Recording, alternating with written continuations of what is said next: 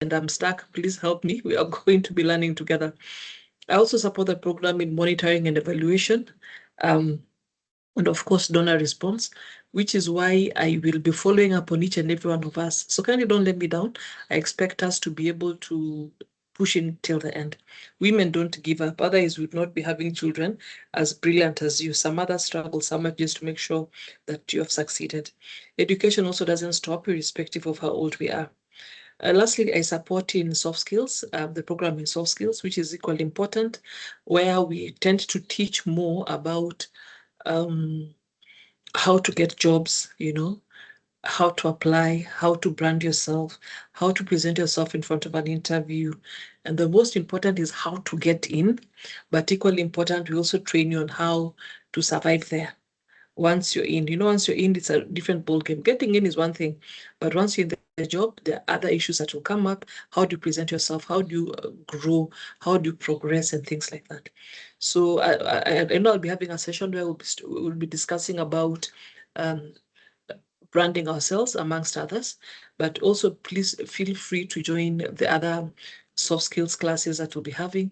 Feel free to join our Thursday mentorship sessions, and also feel free to join we'll be having Monday sessions every Monday, just to have the gender clinics for women within the workplace and those who are searching. So with those few remarks, I'd like to welcome you and congratulations for making it this far, for applying, and for being accepted. See you in class. Bye-bye.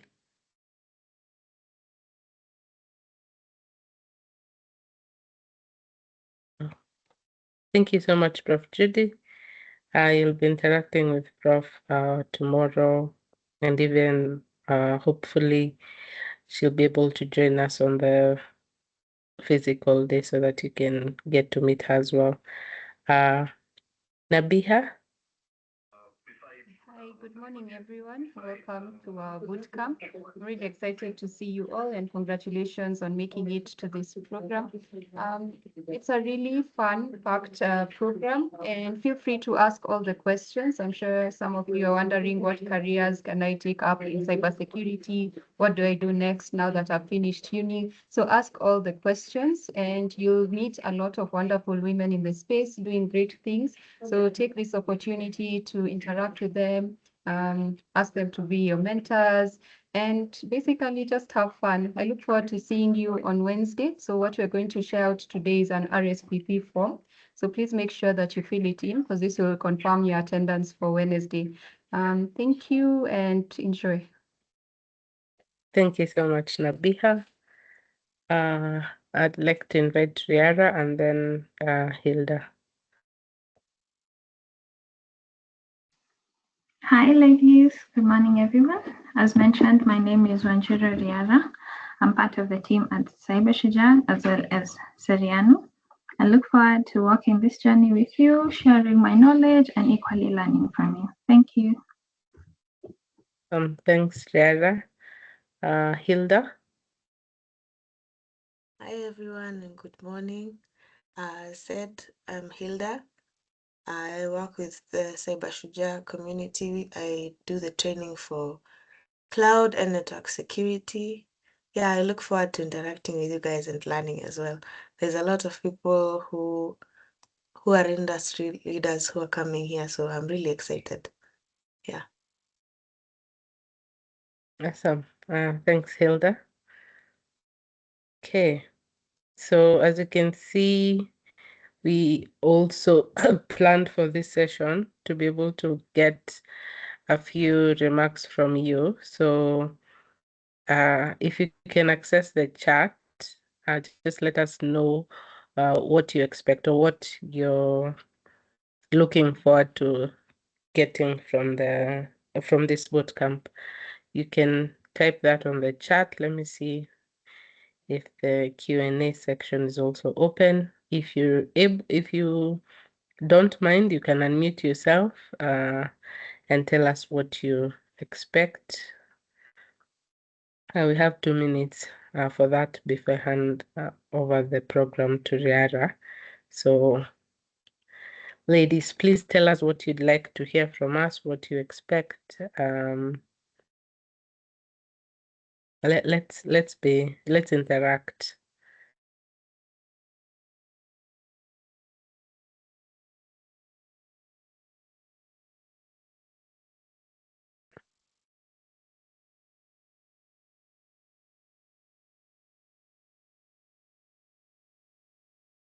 Let me see. Can you access the chat? If you can, please react, maybe give a thumbs up or something so that I can know that you can see the chat. All right, Charity Wamboy, you can unmute and just go ahead and speak. Hi everyone, good morning. Thank you again for this opportunity to learn and upskill on cybersecurity.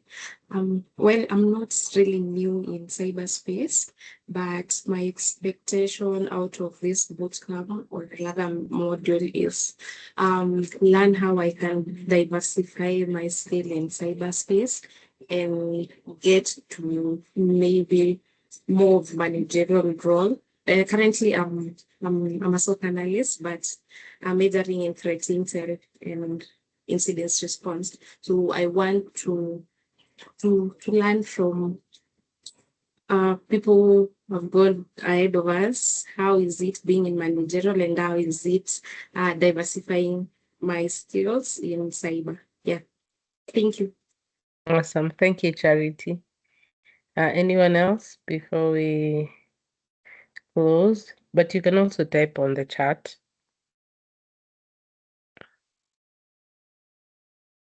Michelle, please go ahead. Okay, thank you, Jennifer. Hi, I'm Michelle. I'm actually very, very excited for this learning opportunity. For me, cybersecurity, it's a new space that I've always wanted to venture because I'm a software developer. So I'm really excited for the next 3 days. Yeah, and thank you for this amazing bootcamp and opportunity. All right. Thank you, Michelle.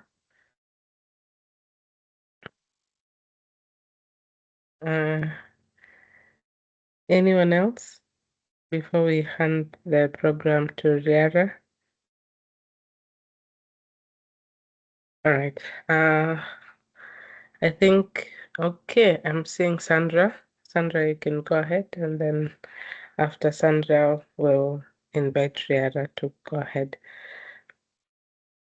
Yes, good morning all. Good Thank morning, you so Sandra. much. Thank you so much. I'm happy to be part and parcel of this program. I'm called Sandra Hagai. I'm an ICT trainer at Sigalagala National Polytechnic, and I'm happy to be with you in this particular program. I look forward to interacting with you people. Thank you so much. I'm joining the meeting from Kakamega. Thank you so much, Sandra. Welcome. That's why we do it virtually, so that we can get people from all over the country. Thank you so much, ladies, for interacting with us. I hope you'll also engage with Riara and the other speakers that will come on today. I hope you've set your goals for what you want to learn from this session, so that we can all plan to succeed. Riara, if you're ready, I'd like to hand over to you for the next session.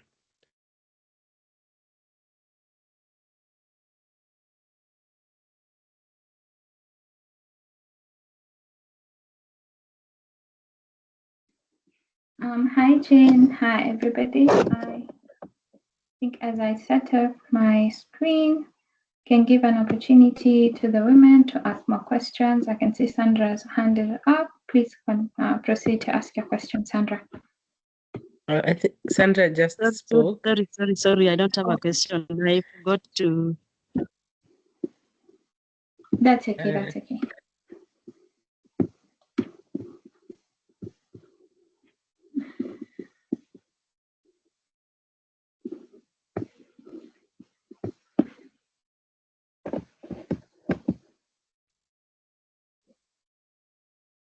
Martha Kerubo, I'm seeing you're unmuted. Would you like to say something? Oh, thank Thank you for the opportunity. Kindly, I was rejoining and I bet I unmuted it. Okay, no worries. But I'm really grateful to be here. I'm a teacher, trying to transit into the cyber security. I'm glad that I found this site and you took me in. I'm ready to learn from you guys and interact as we continue. Thank you, Awesome. Karibu sana Martha. Auntie.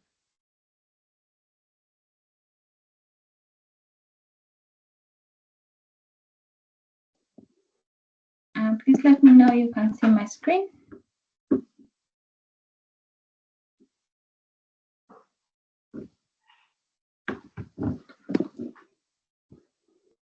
Okay, I hope you're able to see my screen. Yes, we can. Okay, guess we can start. As earlier mentioned, my name is Wanjira Riara. I'm part of the team at Serianu and also at Cyber Shujaa. I have 5 years of experience, 5+ years of experience in cybersecurity, and I look forward to sharing my knowledge with you. I'm also sharing my path and how I've gotten to improve throughout the years. So today we're going to talk about how to set your personal goals and how to map out your career growth plan in tech. So some of the outcomes we're going to have how to set your goals, how to map out your career, building your skills and staying relevant, tracking your progress, as well as building your personal brand.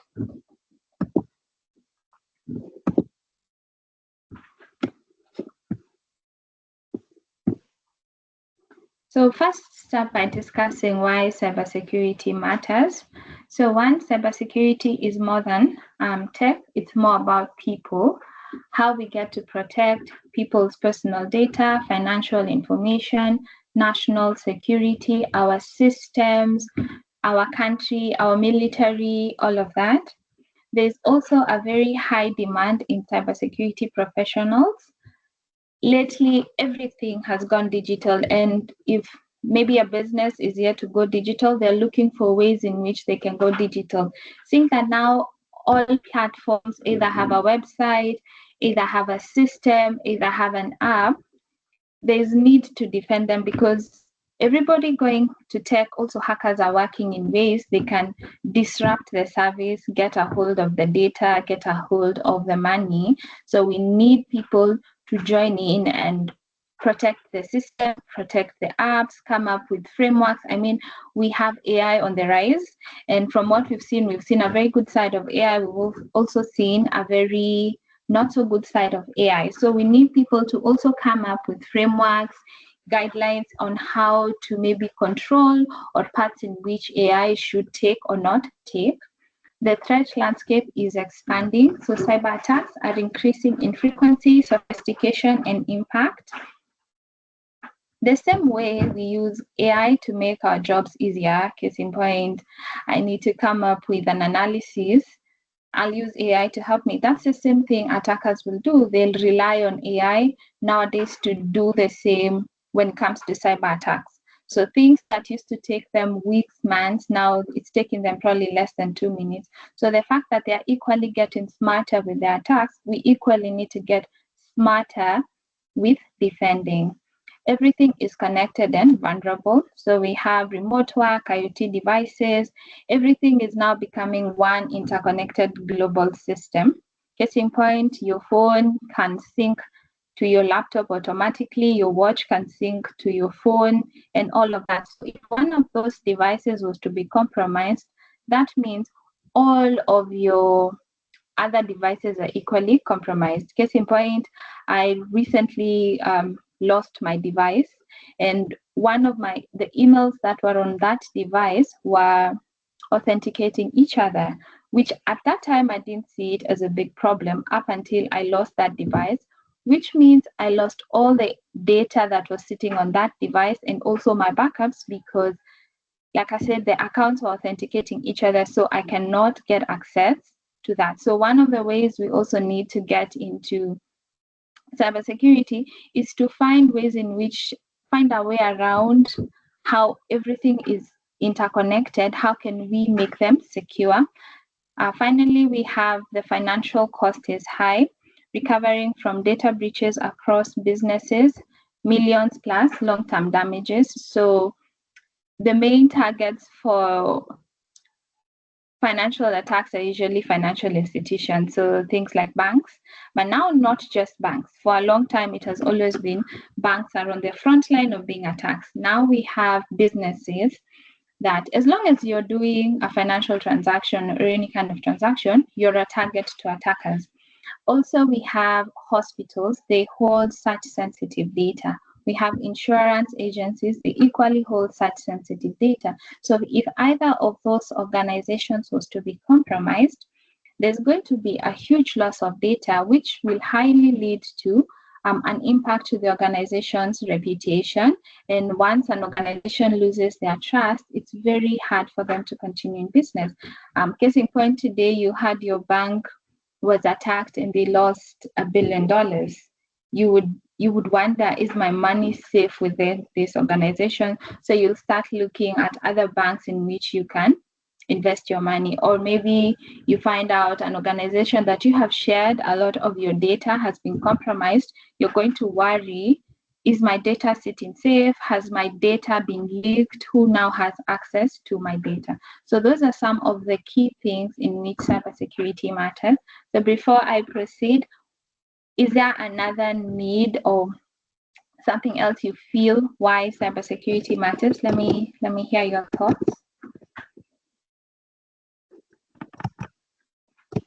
Anyone who would like to share their thought on another reason why cybersecurity matters?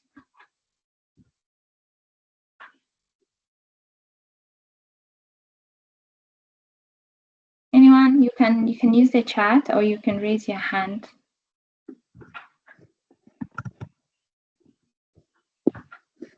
Do we have anyone? Okay, I guess we can proceed.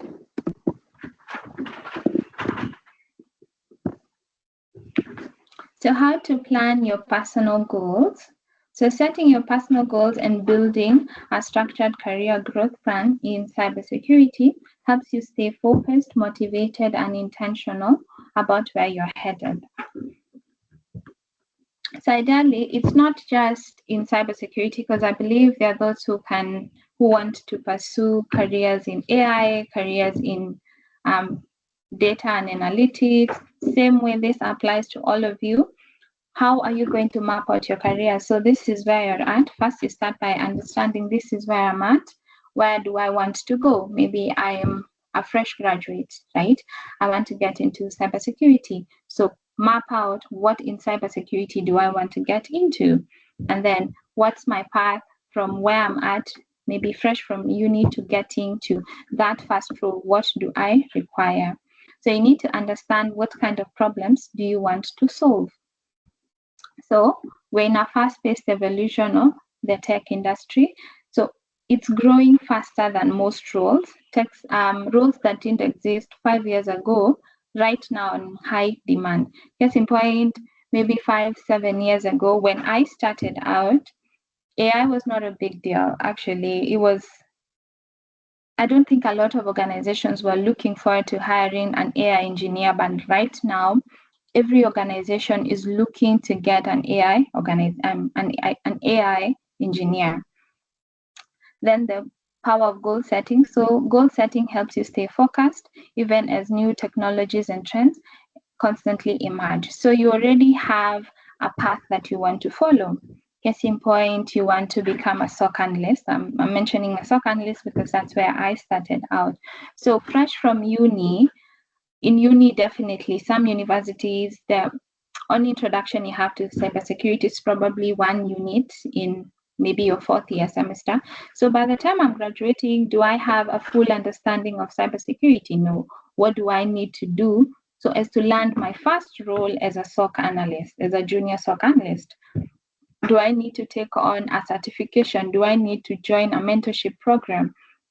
What are some of these programs that are available that I can join to spearhead my path into getting into that first role in cybersecurity or that first role in SOC. So now when I got in SOC, I now want to understand what other paths, what's the career trajectory for myself as a SOC analyst? How long do I want to be a junior analyst? How long is it going to take me to go from junior to intermediate to senior? And do I still want to remain in the path of SOC? And where else in SOC, what other things are available in SOC? Do I want to join defense evasion? Do I want to join threat intelligence? Do I also want to do digital forensics? There are so many paths. We're going to discuss them. So basically, it's you sitting down and seeing the future of where you want to go. In as much as so many other technologies and trends and systems are coming up, as long as you already have a clear path of where you want to end up, so you'll find ways in which to incorporate these other technologies that are coming up. Case in point, like we said, you want to be a SOC analyst, and now AI has popped up. Now you get to leverage AI to build you like a career pathway, or maybe to build you a learning path for yourself to know, fine, this is my skill set, this is the much I can do as a SOC analyst, but I want to become a digital forensics engineer. What skills do I need to acquire? So AI can help build and tell you, these are some of the certifications you can take, these are some of the trainings you can take on, these are some of the projects that you can try handle. Then growth by design, not growth by accident. So your career won't grow by accident. It grows by design through intentional goal setting and self direction. There are people mostly who say their careers grew by luck, but ideally what happened is they were prepared, right? So you had the right skill set, you were prepared probably for the interview, everything. Now when that opportunity came, you didn't just get it by luck, you got it because you were prepared. So when the opportunity came, you were able to seize it. So ensure that as you're setting your goals, you're also actualizing them, right? Set manageable goals. Yes, it's okay to have that very grand goal that to other people sounds impossible to achieve, but to you know you can achieve it. So ideally also build a path towards that very huge goal. So what are the baby steps that you will take to get you to that big goal? As they say, the only way to eat an elephant is piece by piece. So try to break down that very huge goal that you have, break it down into smaller bits that you can achieve, maybe milestones maybe what can you achieve per week. Myself, that is something I do per week. I make sure with the goal that I have, what have I done during this week or during this day or during this quarter of my day? What have I done that leads me closer to that goal? Also, audience reflection. Ask yourself, do you have a clear picture of where you want to be in 2 to 3 years? So within tech, the opportunity to grow really fast is there compared to probably other careers. So in tech, you can find you came in as an intern, and within 2 years, you are at an intermediate role because it's a very fast-paced environment. So ask yourself, today you are fresh from uni, where do you want to be in the next 2-3 years, right? And get yourself a mentor, get yourself someone in the line of work or in the path that you want to follow. Ask them the hard question. Ask them, how long did it get them from 0 to 3 years? In between, what did they do? What are some of the goals that they set? See, do your goals align with that? And they don't have to be an exact copy of the other person's goals, because goals are personal. So set up your goals and see, can I achieve all of this in the next 2 to 3 years? And if yes, what do I need to do to actually achieve them? Do I need to build my discipline? Do I need to do more practicals? Do I need to join more programs? Do I need to ask for more projects? All that. Next, you go to your self-assessment. So understand your skills, your passions, and your values. So in as much as, yes, you want to get into, you want to get into tech, there are certain skill sets that you need to have. Case in point, you want to become a solutions architect. you need to have a very solid foundation in networking. Basically, everything in tech right now, you need to have a very solid foundation on networking. So clarify your current position. So you can't plan forward without knowing your starting point. Take time to understand your skills, your passions, and your values. So as where you're at, you're a fresh graduate or you're currently an intern. There's nothing wrong with that. There's nothing wrong with not knowing. The challenge becomes that the first time you went to an interview, you didn't know what a SOC is, what a SIM is. Then the next time you're called for the same interview, you still don't know that. Now that's where the problem is. It's okay not knowing, but it's not okay not knowing every single time. So build a path on how to know. Currently, I'm at this position. This is what I don't know. So like a personal thing I used to do when I joined in as an intern, wanted to find out how can I go from intern to being an actual SOC analyst, not just an intern SOC analyst. What do I need to do? So I was able to map out all of the things that I didn't know, right? So I wrote them down, and then I identified specific people within the organization, not necessarily in my department, specific people within the organization that I admired what they're doing, and they're in a better position to guide me on how to go from this being an intern to actually being an actual SOC analyst. So I marked it down, and then I'd take, I'll call them coaching classes from either of my colleagues. So I'll ask you, what time are you coming into the office? So there are people who are morning people. So for the morning people, I take morning classes with them an hour. And for those who are probably very busy in the morning, and the evening is when they can give you some time, I'd do the same. So by the time that week is done, I make sure of the challenges that I had for my role, at least I've solved one or two. If I was not able to do proper threat intelligence, by the end of this month, am I comfortable to do a threat analysis by myself, right? So try to gauge yourself, where am I at and where do I want to be, and what's the challenges keeping me from where I want to be. Also identify your interests, reflect on what part of tech excites you the most, building, securing, analyzing, or designing. So one of the key things one of my colleagues advised me on was to have a stable pyramid instead of an inverted pyramid. Don't specialize too early. Try to have a wide understanding of different parts in tech. So try to understand, what does building in tech involve? What does securing involve? What does analyzing have? What does designing have?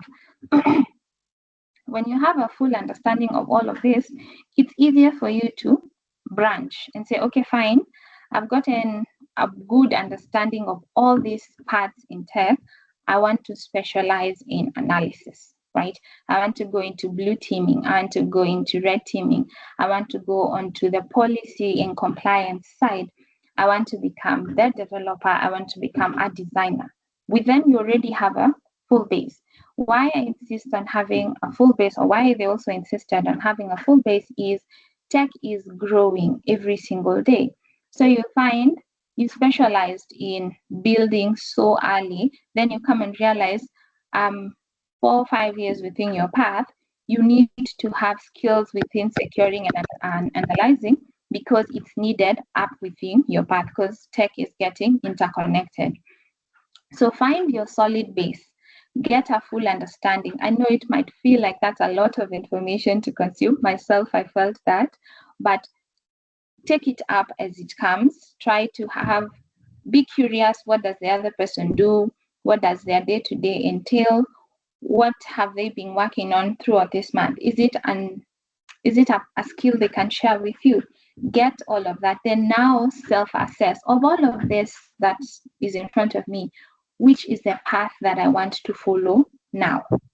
Because a good thing in tech is you can follow this path, then you realize, nah, I think I've gotten tired of it. I've become so good at it. I want to try something else within tech. Then now you start on another path. Seeing that you already had a solid foundation, now it becomes easy to go from building to analyzing, or to go from securing to designing, because you already have the foundations on what each path in tech entails. So understand what path excites you the most, and then find ways in which you can become as good, right? So is it that you need to take mentorship from people? Is it that you need to take on more projects within the department that you're in? This is the role that you're on, but you see yourself in a different role. How can you get onto that role? Is it asking for projects? Is it asking to shadow someone as they work on a project or they work on a task for you to get that knowledge as you go? Then recognize your strengths and your weaknesses. Be honest about where you excel, where improvement is needed. Awareness needs to direction. So it's very important to admit what you don't know, because you won't know if you don't ask, right? So acknowledge that, fine, I'm not very good at this, right? So also recognize who is very good at this, just like how we're doing in probably high school or in uni. I'm not very good at this unit, but I can see there's a group of people who are very good at this. How can I get to be that good? Do I need to sit with them and learn from them? Do I need to be more attentive in class? Do I need to ask more questions from my lecturers and all that? That's the same thing that translates in tech. So I'm not very good at this skill, right? So how can I become as good? Do I need to take on a learning path on a site on YouTube? There's probably someone who's teaching that thing that you're struggling with. Myself, the challenge I had was networking. For some reason, I was very good at it in uni, but in real life, it became a challenge. So anytime I'd get a networking role, I'd turn it down because there's that belief that I'm not really good at it. But I can't keep saying I'm not good at it without doing anything about it. So I ended up taking classes in networking. So also taking up projects. Someone is working on a networking project, and that's something I struggle with. I want to shadow them. Next time they'll ask you, do you want to do this by yourself? Most times I'd say yes, even if I don't know what I'm doing, but that's the thing. I've already committed to it. I really have to move heaven and earth to ensure I'm really good at it. So identify what you're good at, what you're not good at.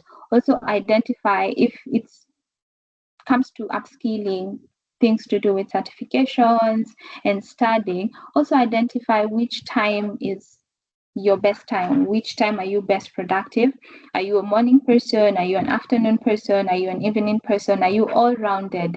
And which times are best for you to take up more knowledge? Which is the best time that you can set up time to gather more information and also to upskill?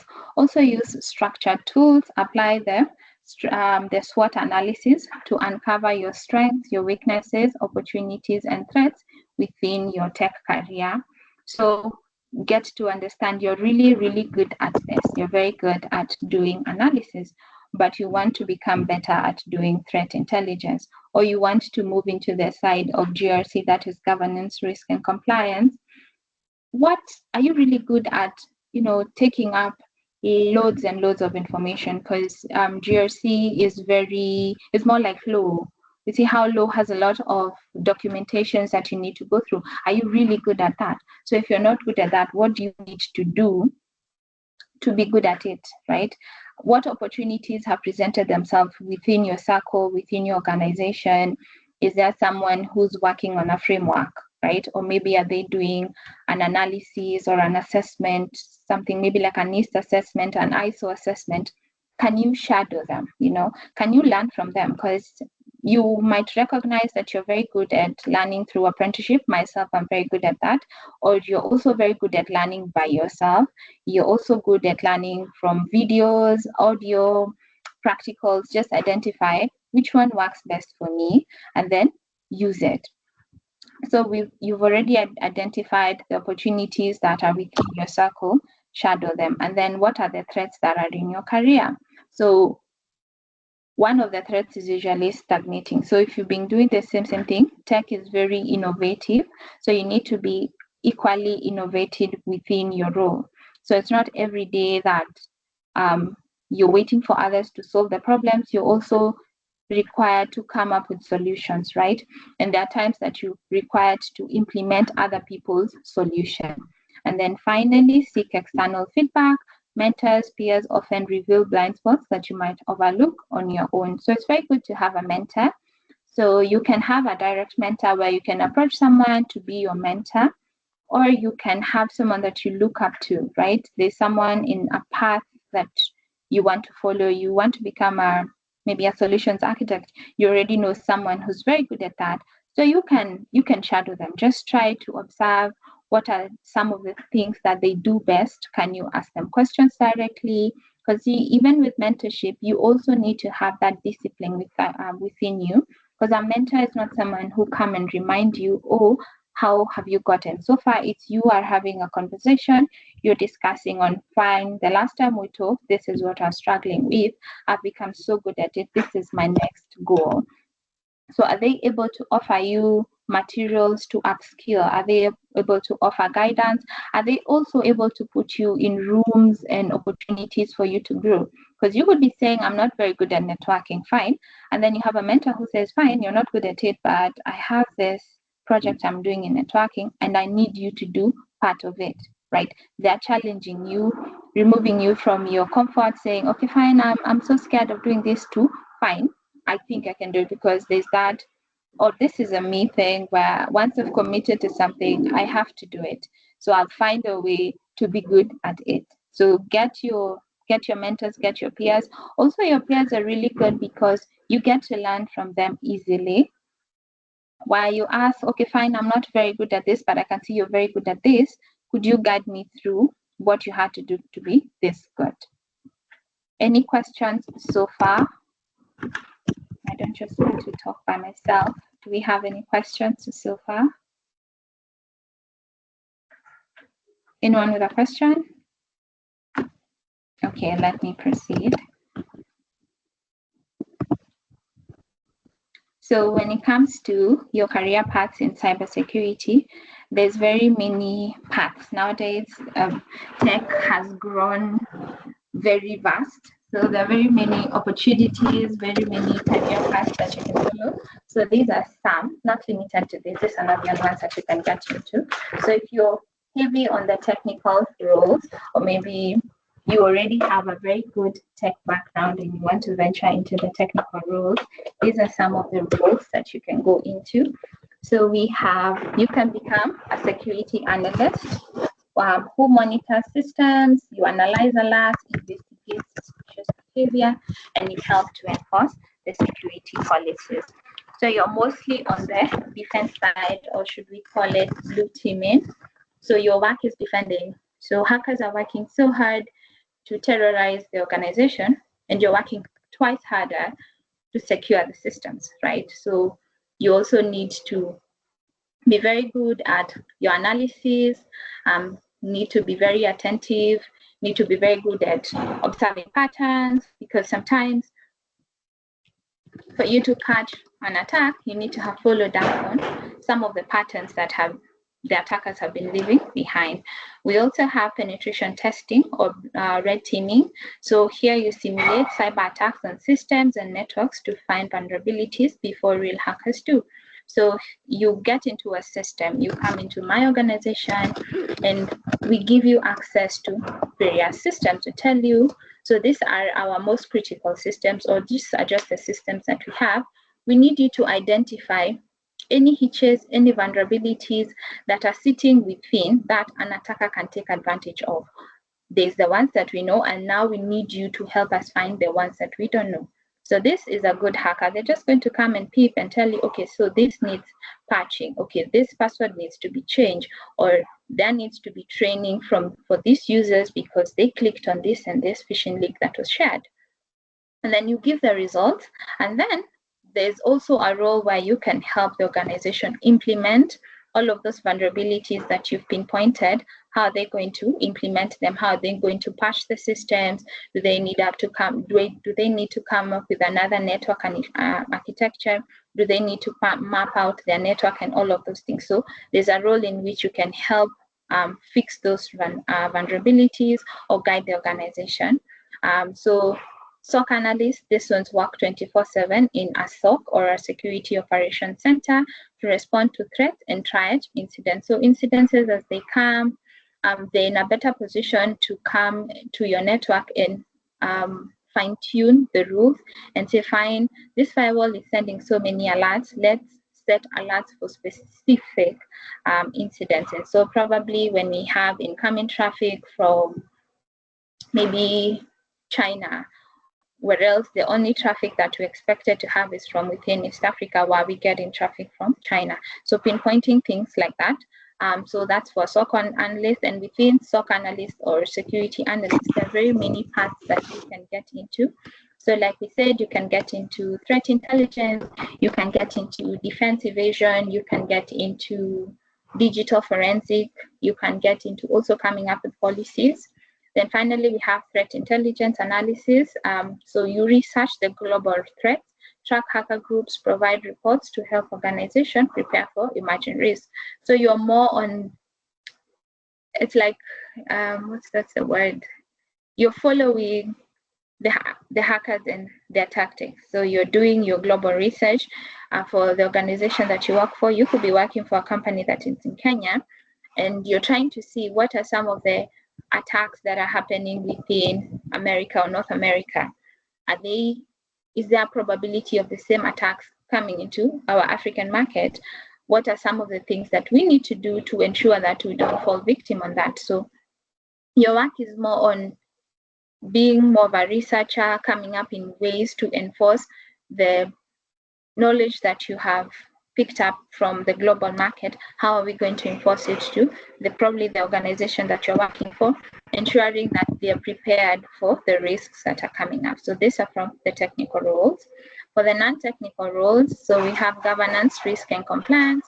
Here you're ensuring that your organizations comply to regulations, frameworks, stuff like NIST or ISO, as well as managing risk. So you get to do a lot of risk assessments, a lot of ISO assessment, NIST assessment, just ensuring that your organization is meeting the compliance. We have security as awareness training.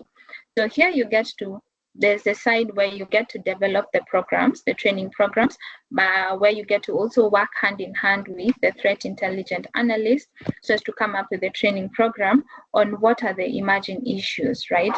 So we want to train users in a bank, right? What are some of the key problems that banks go through, right? Probably they're always the main targets for financial attacks, right? So when an attacker wants to go for a bank, who's the easiest person to target? Their employees.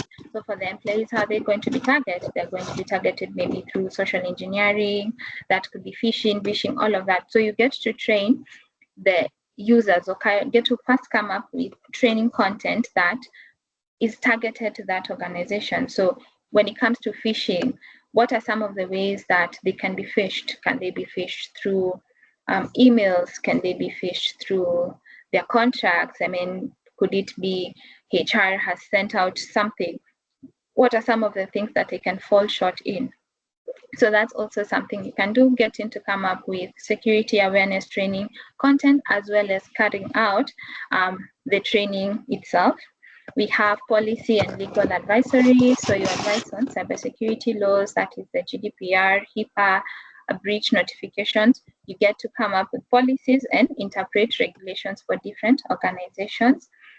So here you can get into things to do with, like, become a data protection officer for a specific organization, where you get to help them interpret the Data Protection Act of Kenya or different countries within your organization. You can also get into project management for those who are really good at planning and actualizing projects. So you can lead cybersecurity projects like tool implementation, penetration testings of VAPTs, cloud migrations, all of those things. So these are for the technical people and the non-technical people. And the thing is, you can do either. So you can get into the technical role, and maybe your end goal is to become a GRC analyst, right? But also you can get into a GRC role knowing that, maybe in future you want to get into SOC analysis. You can do either, as long as you have a very good foundation and an understanding of the various parts in tech. So we also get to talk about setting smart personal goals. So you get to set goals that are very specific, they're measurable, achievable, and relevant, as well as time bound. So you want to be, you're working on being a network engineer, right?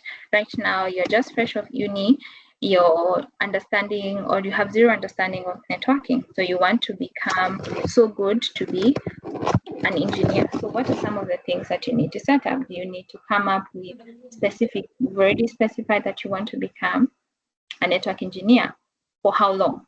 Right. They don't have to follow this path directly. That's manual. Sometimes they interchange, as long as they have that, they're very specific, they're measurable, they're achievable, relevant, and time bound within that, within that space, right? So you want to be an engineer within the next 5 years, where you right now, zero knowledge. What do you need to do to get to maybe 10% knowledge? What do you need to do to 20, 30, 40% knowledge? And the time frame that you've given yourself, is it enough for you to achieve all of this, right? And then replace your vague goals. So avoid unclear intentions like get better at coding. Instead, specify, complete a Python project and publish it on GitHub within 3 months. Do we have a question?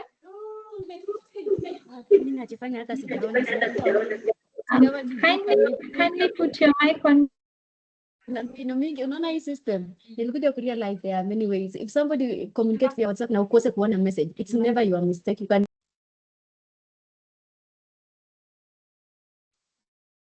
Kindly let's put our mics on mute so as not to distract the class.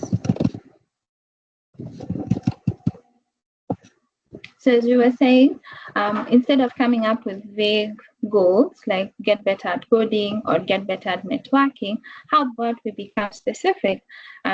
Complete this project within this period and publish it at this time. That is if you're getting into programming, or maybe get to do a whole threat analysis by this period, right? Or maybe try to maybe come up with digital forensics. Just basically, instead of just saying get better, get into specific, get into timelines, get into numbers, which gives you a sense of urgency, a sense of knowledge, like, okay, fine. The one that says, okay, get better coding, that's, you can just keep saying, no, I want to get better, I want to get better. But then we have this that is very specific, that I need to have completed this project by the 3rd week of February, right? So that means 1st week, 2nd week, 3rd week, I need to have a breakdown of what am I going to do on the 1st week, what am I going to do on the 2nd week. So what I sometimes do, especially if I'm doing a certification, I leverage AI. Tell it, fine, I have this certification I want to sit for in May, right? At this point, we are in January, I have zero knowledge of this thing, but I want to be so good, I'm able to sit for this exam and pass. Please build me a learning path. So AI is going, then the next question AI will ask me, how long do you want to dedicate per day to study for this? Probably I'll say 2 hours. So it's going to break down what can I cover within those 2 hours, right? And it's not just reading, but also practicals. So try to get very specific with your goals or with your achievements. And then accountability through structure. So SMART goals move you from dreaming to actually creating accountable checkpoints. So you've gone from saying get better at coding to actually designing and coming up with a project within 3 months. Within those 3 months, what have you been able to achieve? So you're able now to look back and say, okay, fine, within the last 3 months, this and this is what I've been able to do. So this project took me, or this part of the project took me longer, this part of the project took me shorter. So now I'm able to know if I'm coming up with a similar project, I need to account for more time when it comes to this part of designing, and I need to maybe account for a shorter time when it comes to this. Or this was much easier for me because I'm pretty good at this. This was a challenge for me because I'm very new to this. So I need to extend more time here. And then link your goals to your long-term vision. So each short-term objective should support your broader 3 to 5 year career vision. So you're just starting out in cybersecurity and you want to be an engineer at the end of it, or you want to be a solutions architect in the next 5 years. So these small goals that you're setting how are they getting you closer to that 5-year goal that you have? So within the first year, you said you want to go from an intern to probably a beginner or maybe intermediate. So what are some of the things that you need to do in between? And those things, are they actually leading up to that bigger goal that you have?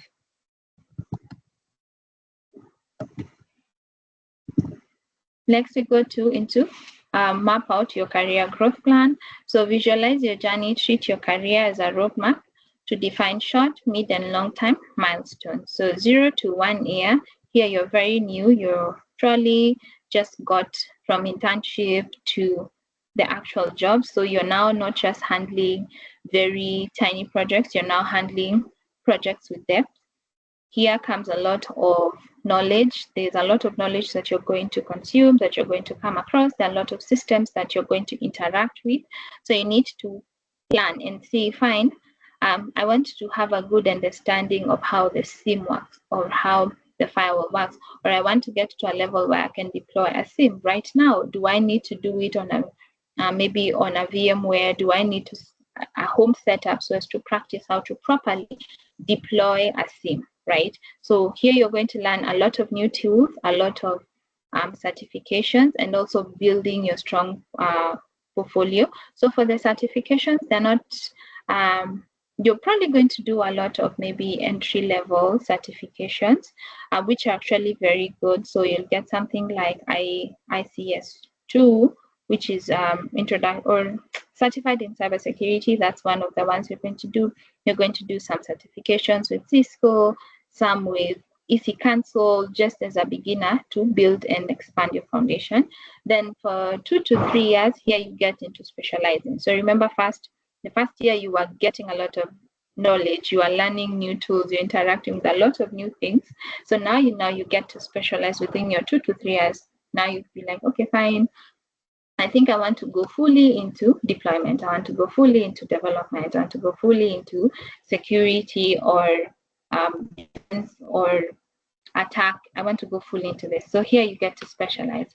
And then finally, with your long-term goals, that is within 5 years, now you become so good at defense. You become so good at attack. Now you're going into senior roles, you're going into consulting, you're even going into entrepreneurship, now coming up with your own projects, with your own organizations. You're now getting to pitch projects, you're now getting into, I will say, the big tables now.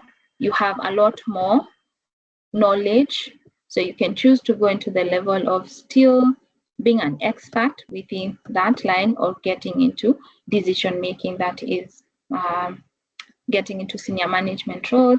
And then finally, keep it flexible. Your career path should evolve. Use platforms like Notion, Gantt charts to visualize and adjust your progress. So you feel you become an expert when it comes to red teaming. People are quoting you when it comes to, maybe people are coming up with research. You're one of the key people that they're quoting. Now you feel I've become so good at it, I'd like to venture into another path, still maybe within tech.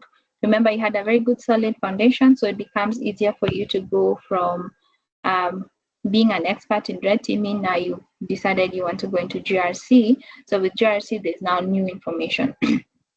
So that's your path doesn't have to be the same as your friends. You have different paths. So if you feel you want to take one path, follow it up and be open to it evolving, be open to new opportunities that come with it. And so when it comes to your roadmap into cybersecurity, remember we said not limited to those roles we're talking about. So here you can get into the defense part. So here you can become SOC analyst, you can become anything that comes into the line of defending. So we're going to say a cloud security engineer, cybersecurity administrator, data security, security analyst, all of these things that are on the line of defending. You can get into the line of education. So here we've said you come up with things to do with security awareness training, coming up with the content, coming up with the impact of the training, probably doing the training yourself. We have GRC, that is governance, risk, and compliance, so you get into the compliance and policy part. You can get into management. So these are some of the paths that you can follow. I'm going to share with you a link to this platform so that you can gauge and get a good understanding of, fine, I want to get into GRC. Now you get to see the very many paths that you can take within GRC. I want to get into response, the very many paths that you can take within response. You want to get into product security. What are some of the key things that entail product security? So make it a habit also to review the cybersecurity roadmaps from different platforms, not limited to this. So you can check out the Mightier Attack framework. They equally have a roadmap in cybersecurity that you can follow. Platforms like NIST, platforms like ET Council, they have very good broken down roadmaps in cybersecurity that you can follow. So in case you're feeling lost, you know you want to become a cybersecurity or a cloud security engineer, but you don't know where exactly you want to head. So you can explore paths. Now, the beauty of such roadmaps is they give you a breakdown of what kind of knowledge do you need to have, right? Or what are some of the certifications that you need to do so that you don't end up doing certifications that are in, let me say, identity and access management, where else you want to become, you want to get into GRC or you want to get into education. So they map to you also some of the certifications that will complement the roles that you're going for. Also getting to build your skills and staying relevant, be the ability to adapt rapidly to change. So technology is constantly moving. So are you going to be stuck in doing at the same thing, or are you going to be open, right? Remember, people say AI will come and replace our jobs, but in reality, it's just people who know how to use AI going to come and replace your job. So are you going to be stuck at saying, no, I'm very good at this, I don't want to embrace this? Or are you going to be the type that says, okay, there's a new technology, let me understand how it works, right? How can I incorporate it into my day-to-day life? How can I use it to make my life easier, right? Embrace lifelong learning. So tech is constantly evolving. So you need to up your game on a daily basis. You need to ensure you're learning a new skill within per quarter, or maybe multiple skills per quarter. So don't be stuck on just what you know. Embrace what you also don't know. Leverage learning platforms. So platforms like LinkedIn, LinkedIn Learning, YouTube's.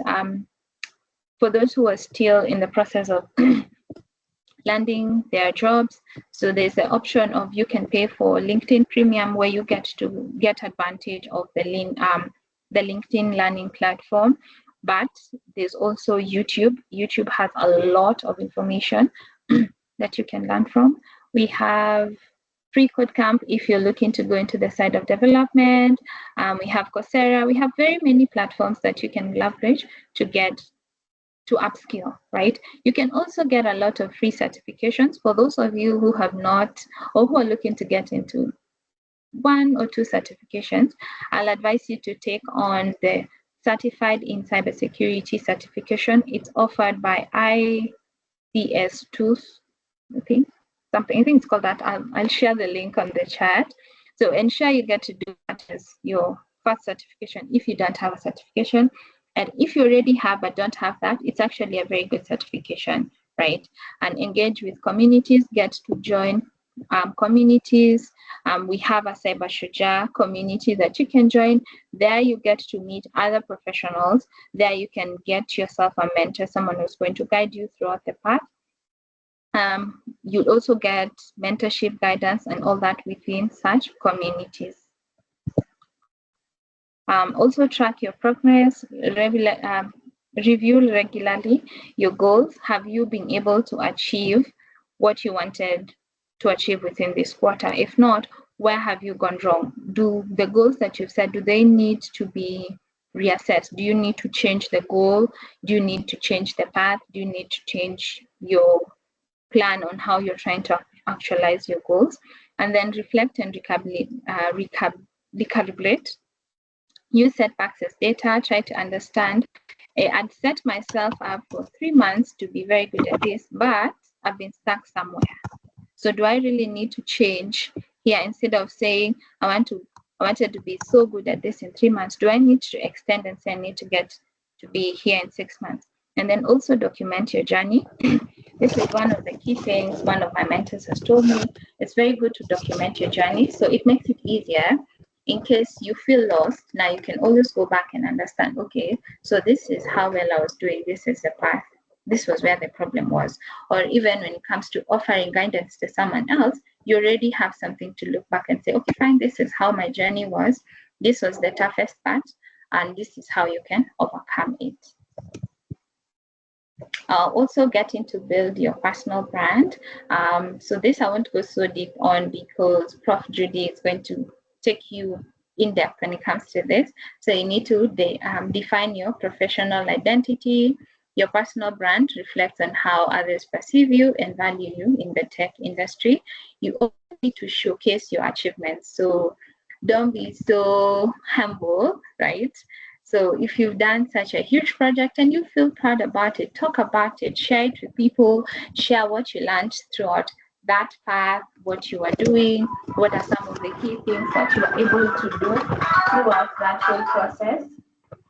How are you able, what were some of the key things or some of the key knowledge that you want to share with people. So make it a habit to share your achievements with others. Now we have professional platforms that you can share your achievements. So places like LinkedIn, GitHub, you get to be on the limelight. People also get to look up at you, get to question you. Maybe there's someone who wants to follow the same path.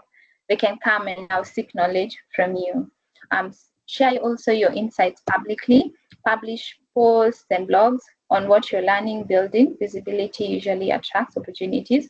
This is something I learned when I was starting out. It also comes in as a point of accountability because I've decided I've come up with a brand or a blog post, or myself, I used to share a lot of my progress within different social media platforms. So I say, on this week, this is what I've learned. So next week, I also share. If I don't share 5th week, people are going to be, okay, did you give up on this journey, right? Or now I'm going to feel like, okay, I had an audience that is following my path that I need to also upskill them. I think I need to go back. So it's very good to share your learning, what you're learning. It also helps to see, are you also on the right path? Because now you get people who are specialists or experts in that path that you're following come and tell you, okay, fine. If you go down this path, this won't work. I'd advise you to go through this. This makes it easier, or this is the newer technology we are currently working with. And then sustain your visibility. So skills open doors, but consistent visibility keeps you in the room. Be active, authentic, and engaged. Design your future in tech. I think this we've talked about, where you get to plan your goals, where you get to stay adaptable. Don't be so rigid when it comes to one thing. Just say no, no, I don't want to learn this. No, I'm very good at this. No, tech rewards curiosity. One of actually the key skills that you need to have, or key personality traits that you need to have to be very successful in tech. You need to be very, very curious in tech, like very, very curious, because like we've seen, technology is growing. So you can't say I'm contented with this. You need to constantly learn, need to evolve, understand new technologies, understand new tools, interact with them, share your knowledge. And then finally, some of the resources that you can use to upskill and to get better, right? So we have platforms like TryHackMe. It usually offers beginner-friendly cybersecurity labs and learning paths. So for someone who's just fresh out of uni, you're here to get a job, you're here to get an internship, but you want, by the time you're getting either, you have tangible skills. These are some platforms that you can use because they offer you friendly labs that you can take on, and they've already set up an environment that you get to practice your skills. So if you want to become good at defense or attack, blue team, red team, these are very good platforms to sharpen those skills. Thank you. Any questions now? Share your questions. I'm done with my presentation. You can unmute. I can see Sylvia Muller, your hand is up.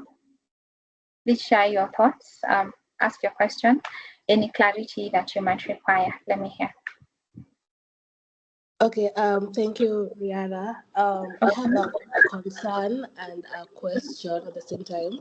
Okay, Yes. the concern, I can't seem to access the chat of the meeting. So I Okay. was wondering, is it only me or is it like a group thing that can you also access the chat? And also the question now is under the careers you've shown, I've Okay. seen there's a cybersecurity administrator and a cybersecurity specialist. So can you like focus on that? Like, I want to know like what's the major difference between the two of them, and which one is more of like a higher esteemed measure like that? Yeah.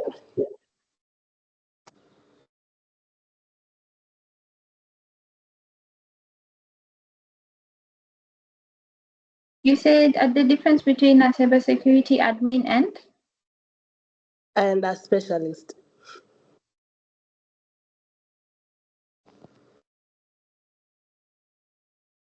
and anyone else with a question?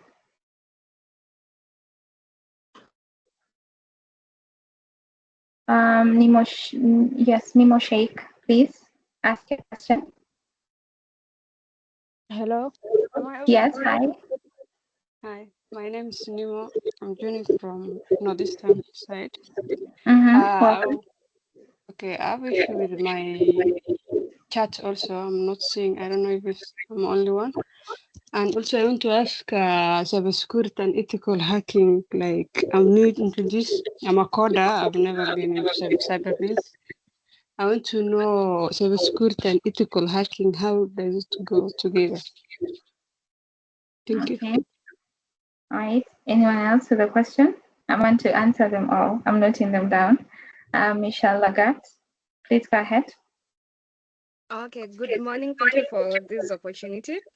Okay. First, I would like to compliment the first 1 hour of the session about the roadmap. I feel like it was very informative and I enjoyed it. And then for the question bit, I have a question regarding now the technical and the non-technical fields that you can pursue in cybersecurity. So let's say it's more of I want a guidance or clarity regarding it. So let's say for someone who's interested in being a being interested in security analyst, but at the same time, they want to pursue, let's say, forensics, which is, I believe, it's on the blue team, and they also want to know something about vulnerability assessment or penetration testing. So, what will your advice be? Because I believe, my assumption is in cybersecurity, you can take like one specific field and advance in it, that is. So what will your advice be on that? Okay. Let me answer those three, then we take another three. Okay. So I'll start with who? Let me see. I'll start with the difference between cybersecurity administrator and the specialist. So for the administrator, usually they focus on day-to-day security operations.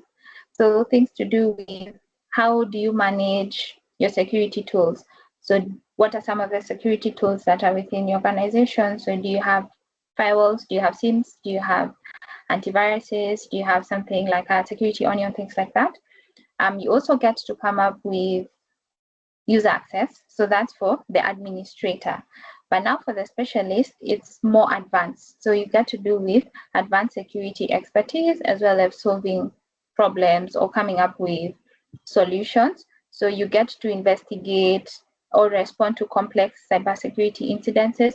So probably one of the analysts has escalated an alert to you. So now you get to dive deep and understand what's the pattern within this attack. So maybe an analyst escalated that this user has been logging in at the same time at 2 a.m.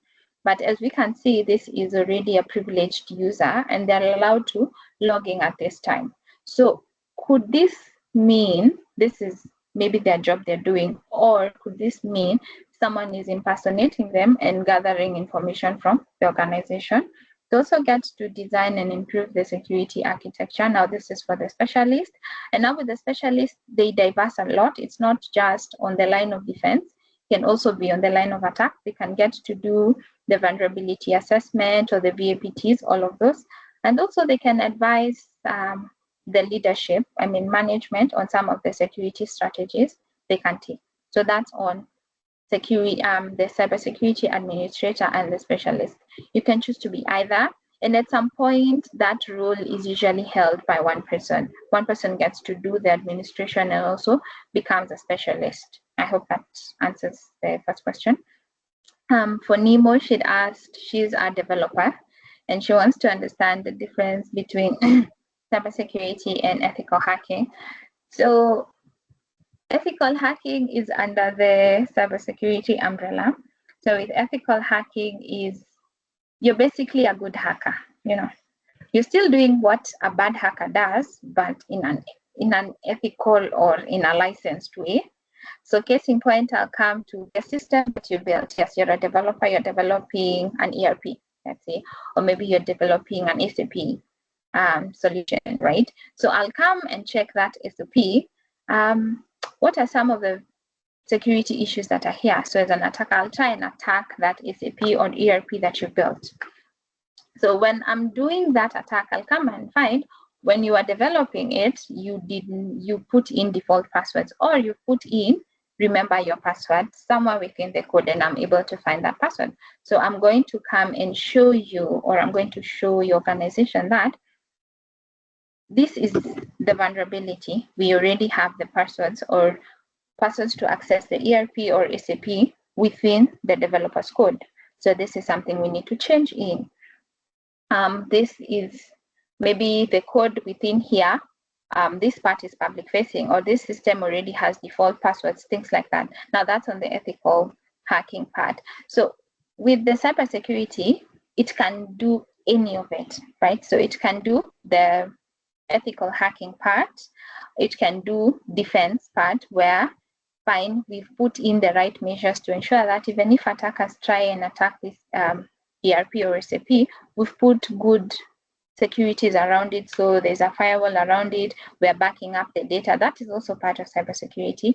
We can also check this system, how it's been designed. Does it meet the requirements? Does it meet compliance? Is there an aspect of data leakage within it? So with cybersecurity, it looks at it from a wider perspective, but with ethical hacking, it's just very specific to attacking the system, just to give you feedback on what is not secure. And then for Rachel said she wants to get into multiple parts in cybersecurity. So one of the key things I said is it's good to get that solid foundation. Understand how does blue teaming work, right? Understand how does red teaming work, right? And sometimes when you work at a SOC, you can get exposure to both of them, right?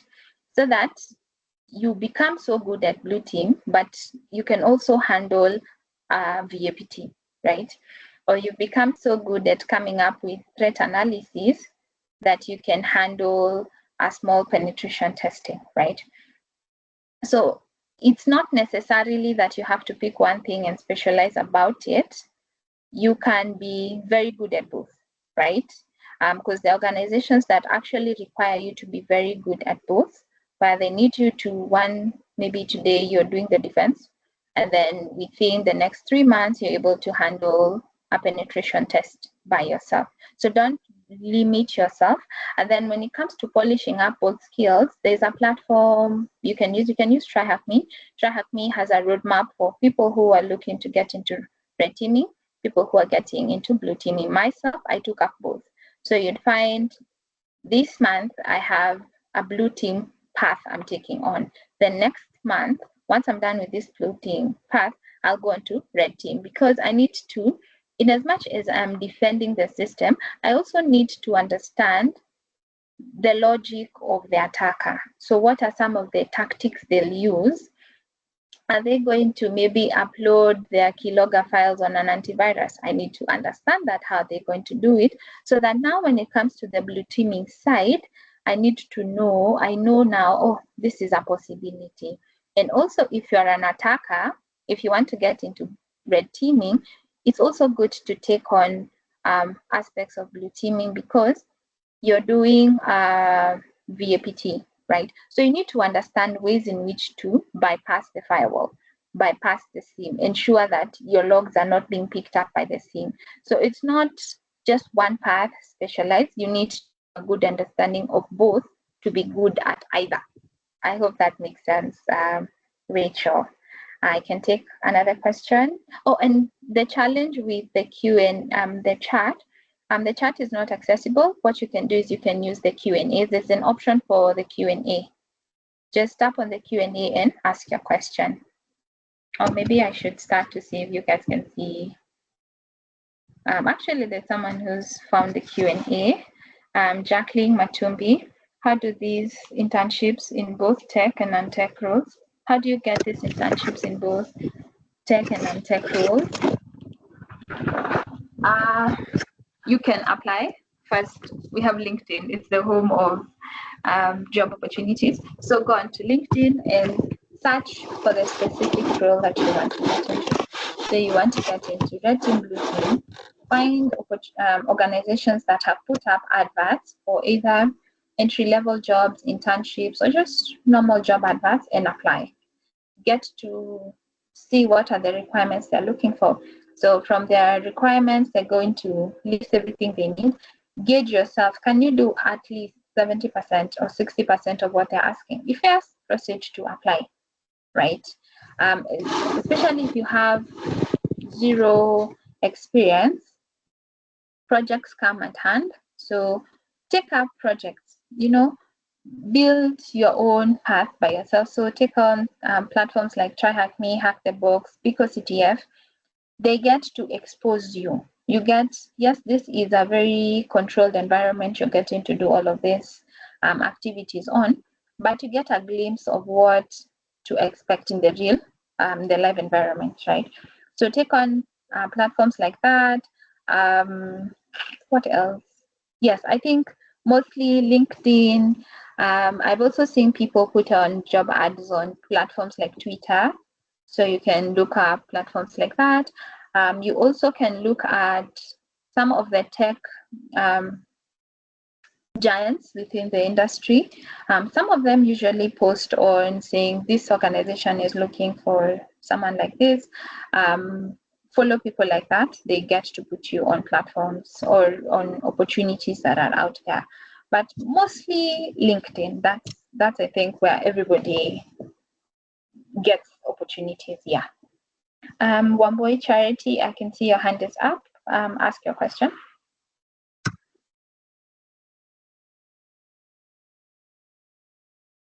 Okay, thank you for the insightful session.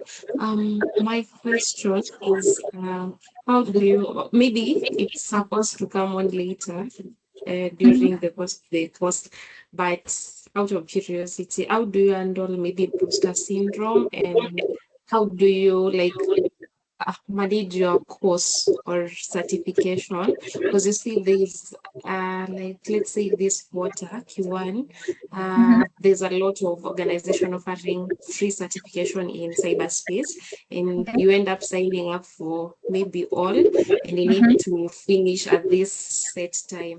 How do you manage that? Okay, I think I'll first start with this question of handling certifications. Let's say you have 5 organizations offering 5 different certifications. First gauge of the 5 of them, which one directly aligns with what you want, right? So we have a platform like Oracle. So last year or the previous year, Oracle was offering free certifications, right? Myself, I took them on, despite the fact that they're not in line with my career path, right?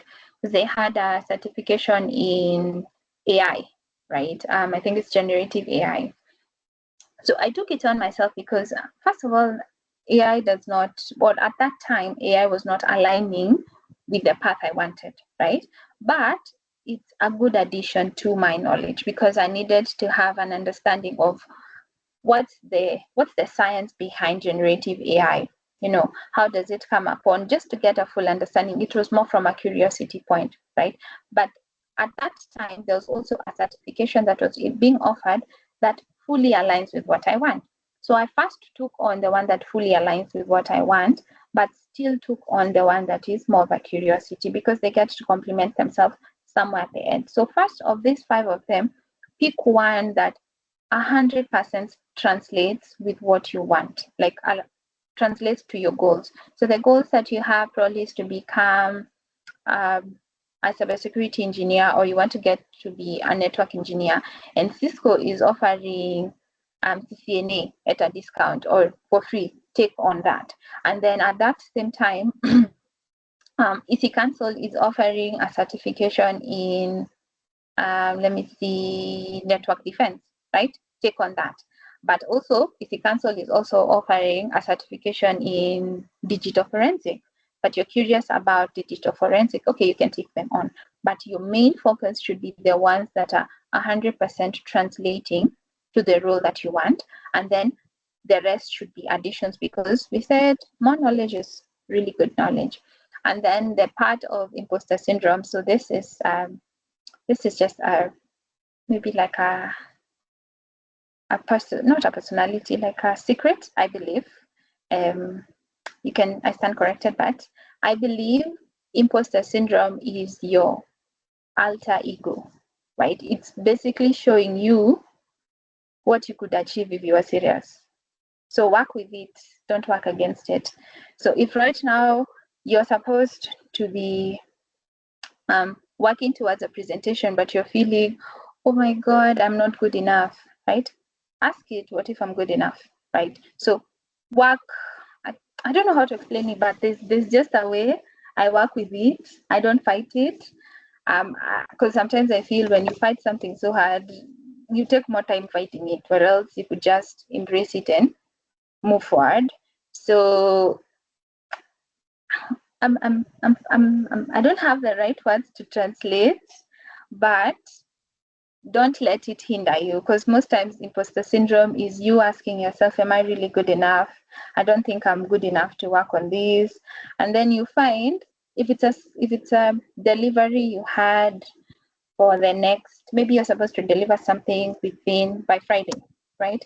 So Monday to Thursday, you are going to have the worst episode of imposter syndrome, but then Friday, suddenly you are going to be your best, right? So how about you be your best from Monday, right? And then the other thing to deal with imposter syndrome is act on it now. Don't give it room to manifest.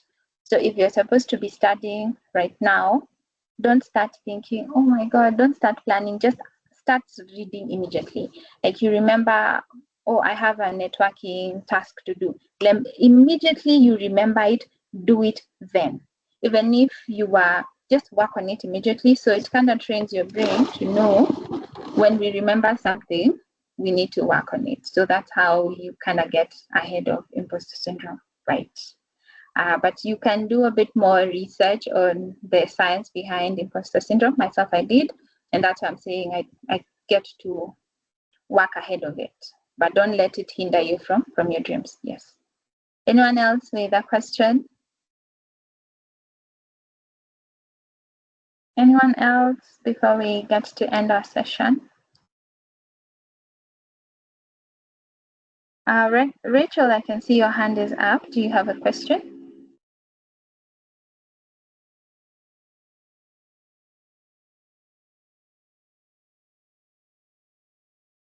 Okay, so if we have no questions, I'd like to end my session at that. I will share my slides with Jen, then she can share it with you in case there's anything you'd like to refer, or maybe you'd like to borrow a thing or two from the presentation. I will share. I'm looking forward to seeing you guys in the industry being very good. So be consistent, plan your goals, and be focused in everything. Other than that, thank you so much for your time and for listening to me. Have yourself a lovely time. Thank you. Jen, over to you. Thank you so much, Riara.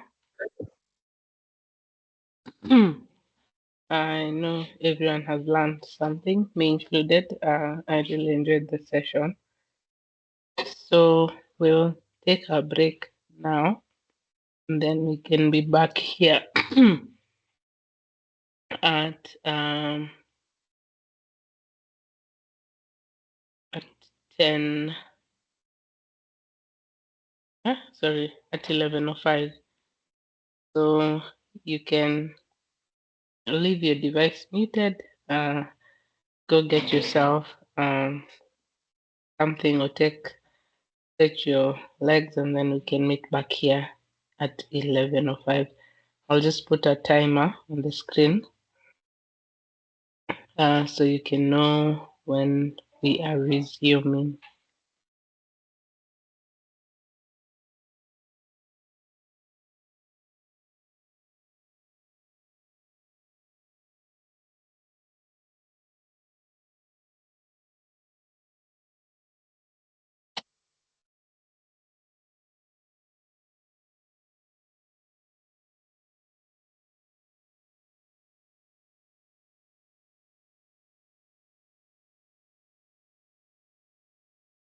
All right, I'll see you in the next less than 12 minutes. All right.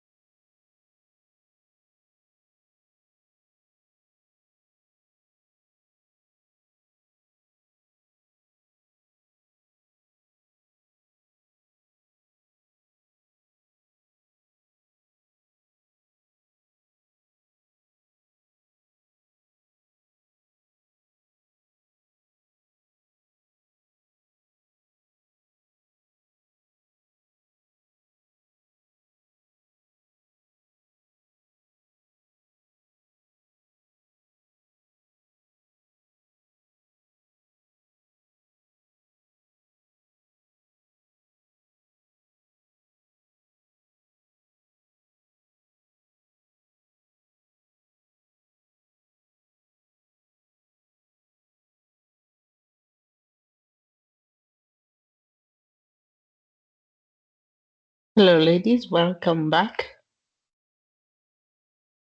for session 2. Excuse me. So for this session, we'll be going further into career mapping and setting goals, and also how to build your career. So mapping out your career growth plan, and also how to build from the beginner level the way to senior level in cybersecurity. I just want to check if our speaker for this session is in, and then we can go ahead and start. Hi, Jennifer. Yes, I am in. Hi, Lorna. Karibu Hi. sana. Hi, I don't want to Asante. take up a lot of your time, so I'll just let you start. You can introduce yourself, tell us what you do, and then you can go ahead and start the session. Thank you. Okay. Thank you. Thank you so much. I hope you guys can hear me clearly. Yes, you're audible. Thank you. Yes. Welcome to this session. My name is Lona Abaki. I'm an IT and risk professional. I have over 10 years of experience. I started working when I was quite young, which has really helped me a lot, even in this area and the scope in terms of IT and also risk management. Aside from that, I also am a public speaking coach. I'm also a trainer and a mentor to many. I train also on matters risk and a bit of IT. And yes, I think as we continue along, you'll be able to know me better. Okay, karibuni sana sana. And I hope this session is going to be engaging. For me, I prefer more engagement more than the slides, because the slides, you can always get them later. But I prefer you to engage yourselves here with me. I hope everyone is here and you have your notebooks in place, because we're going to engage more, not just the slides, but I'm going to give you some work to do. I hope you're ready. I hope do at a reaction kindly so that I know I'm not talking alone. Is there any reaction button? Smile, say, how enthusiastic are you today? Are you elated? Are you feeling bored? Are you feeling encouraged? Are you feeling inspired? I know it's a Monday, but at least thank you, Nimo. Thank you, Gladys. Thank you for those interactions. Thank you, Joanne. Thank you, Michelle. All that. Thank you so much for those reactions. Let's go inside deep. Just a minute, I want to share my screen.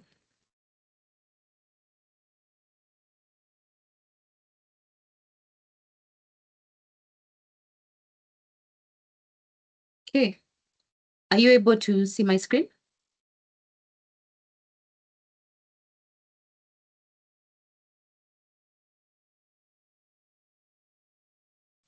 You can see your screen. Okay, thank you. So today we're going to focus on two things: career goal setting and strategic growth for the women in tech. I hope all of us here are women, right?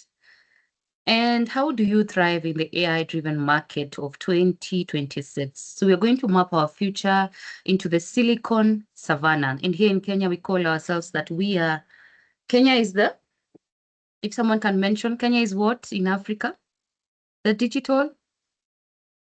I'll leave you to that, no problem.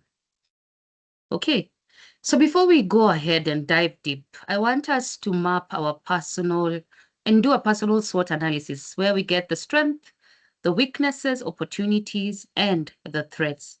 As you do that, just remember the Silicon Savannah status. As of 2026, Kenya has solidified itself and has positioned itself as the Africa's premier tech hub. Okay. And despite all that, and right now we're looking at major data centers. We have data centers in Nairobi and also Mombasa. I'll give you to go and search which data centers do you know, or where are they located aside from Nairobi and Mombasa? Where exactly in Nairobi, or where exactly even in Mombasa. It's important to know. So we have moved to the cloud first. And it's no longer a buzzword that cloud, we're going to cloud. It's no longer a buzzword. This is the reality as of this 2026. And it's the standard for every local bank and government agency. So everyone is moving to the cloud. But amidst all that, we have a gender gap reality. While tech is blooming, women in Kenya still face the leaky pipeline, starting strong when they're starting in terms of the junior level, but when they reach the mid to senior level, people keep on dropping. At the mid management level, there is a drop, or we call it the leaky pipeline.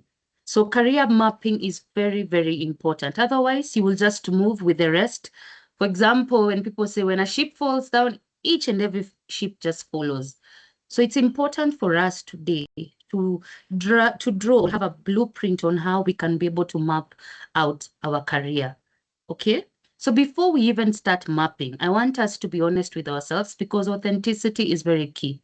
What are those strengths that you have? Don't copy from what I've written. These are just examples. Do you have a community that you're in terms of technology or even your own life? Do you have adaptability skills? Are you able to be fluid in terms of changes? Are you adaptable? And do you know the local market knowledge? So I want you to write down one strength. I hope you're jotting it down because I'm going to ask one or two of you to volunteer. Write down what's one strength that you have. Maybe you're very analytical. That's a strength. Maybe people have told you you have good communication skills. It's good to write. What is that one strength that you have? Number two, what is that one weakness? It can be imposter syndrome. You feel like you're not enough.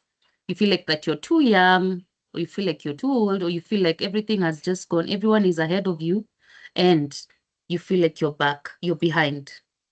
Is there a lack of AI specialization that you have or limited experience? What is that weakness? That one weakness. I just want one. But after we are done, it's important. I'll give you some work that you can be doing after.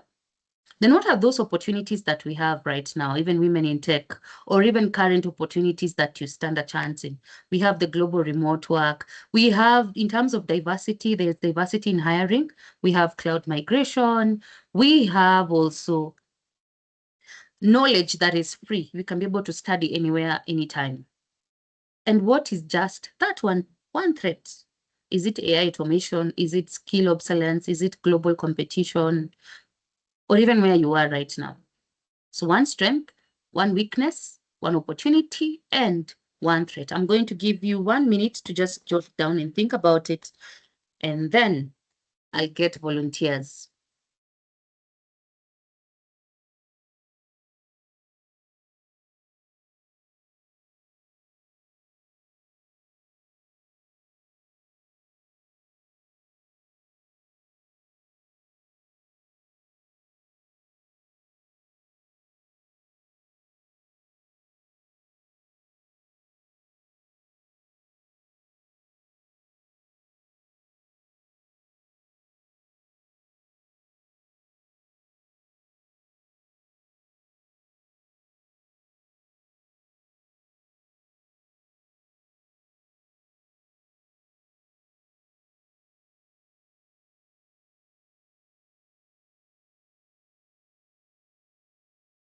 If you're done, a reaction?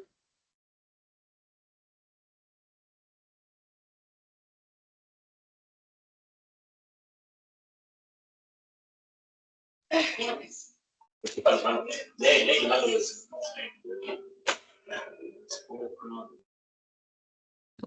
can I get 2 volunteers before I volunteer you?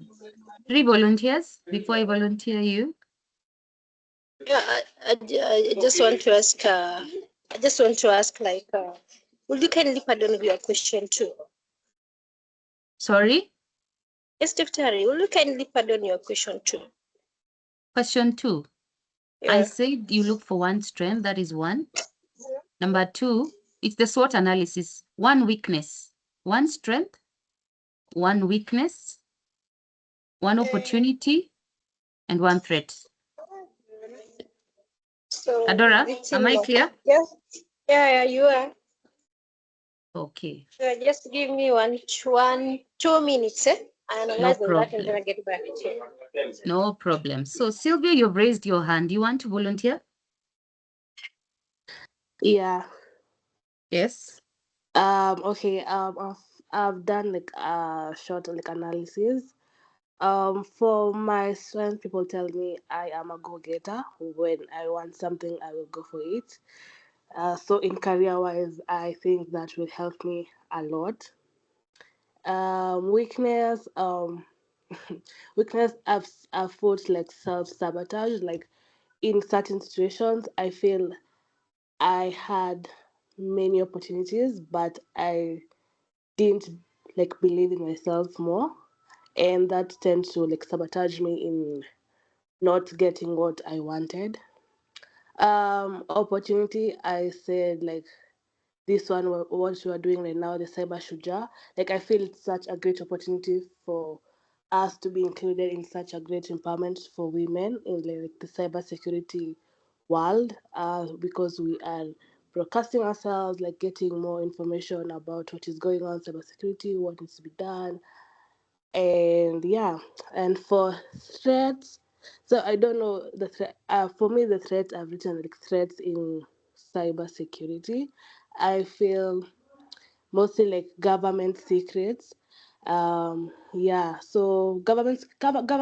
I feel our government has many secrets that I feel can hinder us like in a cybersecurity field, because majorly on the malware and the malicious content.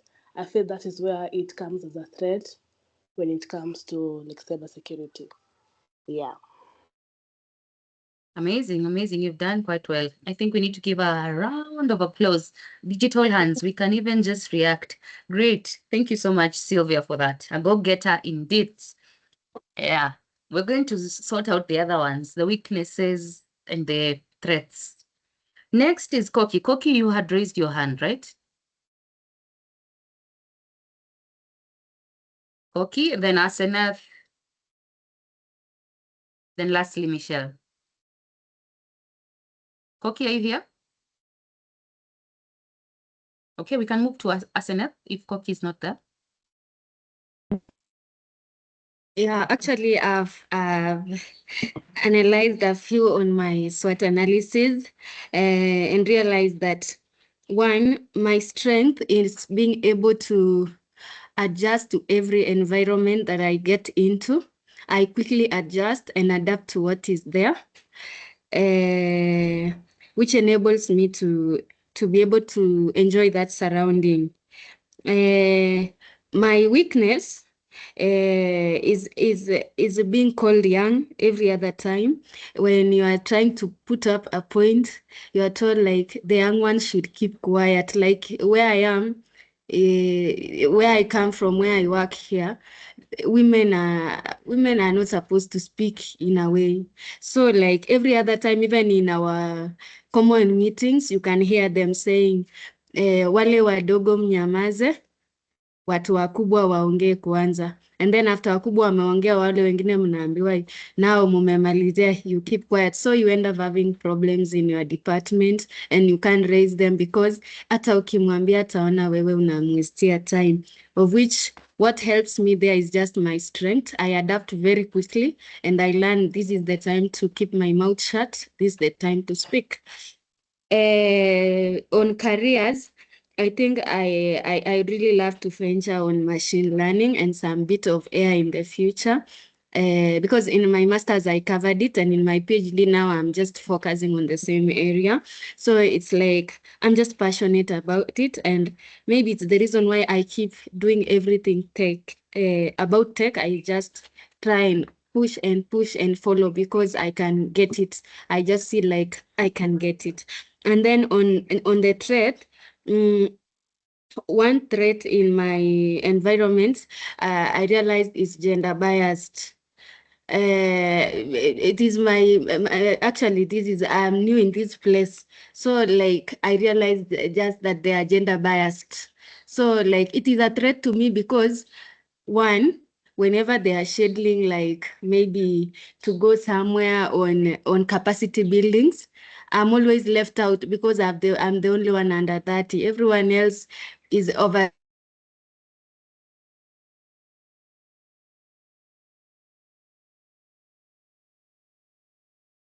out there. You find that you are left out in every issue because you are of gender bias. You are a female, and then not even a female because you are young. That young thing has really costed me a lot, and I think maybe working in a lesser environment is good when you are young so that you can grow in a bigger environment. But maybe it's due to luck that I've been to bigger ones at my age. So you find like they tell you, wewe utaenda hii event because wacha wazee waende watumie kwa promotion, wewe utatumia mahali. So you find yourself like in capacity building, you end up behind. But I really thank God because I'm a go-getter and I can get everything I want through other means. Yeah, so those are the few. Wow, thank you. Thank you so much for elaborating it very clearly. Indeed, adaptability is very key for us. Each and everyone should be very adaptable.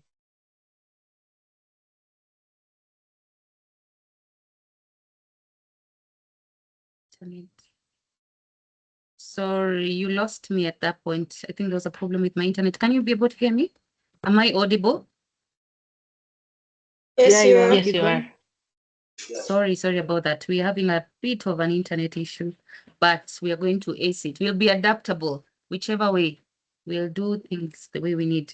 Thank you so much. And congratulations on doing your PhD at that young age. And sometimes you might find as much as there are old people there, it's just sometimes they feel threatened. Yeah, so there's something called politics. That one we will talk one day. Office politics. You need to know how to navigate and maneuver around with it. But you use the strengths that you have and volunteer yourself as many times as it can. Then you become visible. That one we will talk. You may attend. Unitafute kando, Asena. Anyway, yes, the last person was, remind me. There's someone who had raised their hands. Right now I'm seeing now many hands. Adora, I can see Adora. Koki, I called you, Aya. And then there's Sylvia. Oh my goodness, we can't take all of. I think you can chat. Some of you just chat. Use the chat, maximize the chat to write your strengths, weakness, opportunities, and threats because time is limited. I wish we would do this for an entire day, but kindly maximize the chat. I think I was the Please, last one. I hope maximize the chat. I'll just take one so that we can continue with the presentation. It was Michelle. Michelle, go ahead. Okay. For me, I'm gonna explain it in the field that I'm currently at, or in the environment, which is I'm done with school. I'm now looking for internship opportunities. So that's where I'm gonna. My strengths are adaptability and teamwork. I feel like I can easily adapt to anything. I like challenges. Like the bootcamp right now for cybersecurity, cyber Shujaa, I feel like it's a really good opportunity for me to learn something new. And then I would say one of my weaknesses is imposter syndrome because when you're looking for internship opportunities or jobs, you feel like you're not qualified enough or you're not good enough. You feel like other people are more qualified than you. So like, I collect, hey, nimeapply, like, I don't think I'm gonna get it because I feel like there are more qualified people. So I would say that's mine. That's a weakness of mine because it's always good to believe in yourself and believe that you are the best in what you put your mind and what you put your mind and hard work to. But yeah, so that's a weakness of mine. And an opportunity, I would say diversity hiring. I feel like diversity hiring gives people equality and an equal opportunity to, in jobs and in fields and in a lot of things. And then a threat, I would say it's global competition. I feel like people are very competitive outside.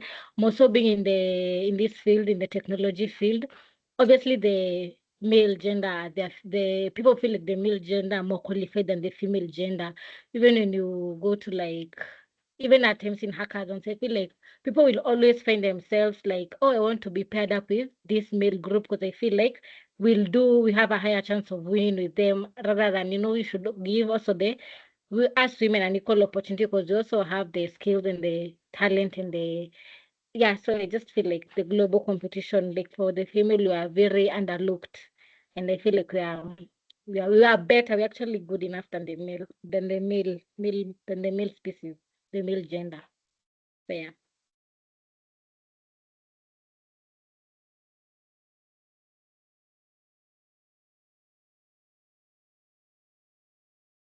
Thank you. Thank you so much, Michelle. Adora, I think you can use the chat just to give me the SWOT. Please, ladies, maximize the chat. I am not seeing any chat here.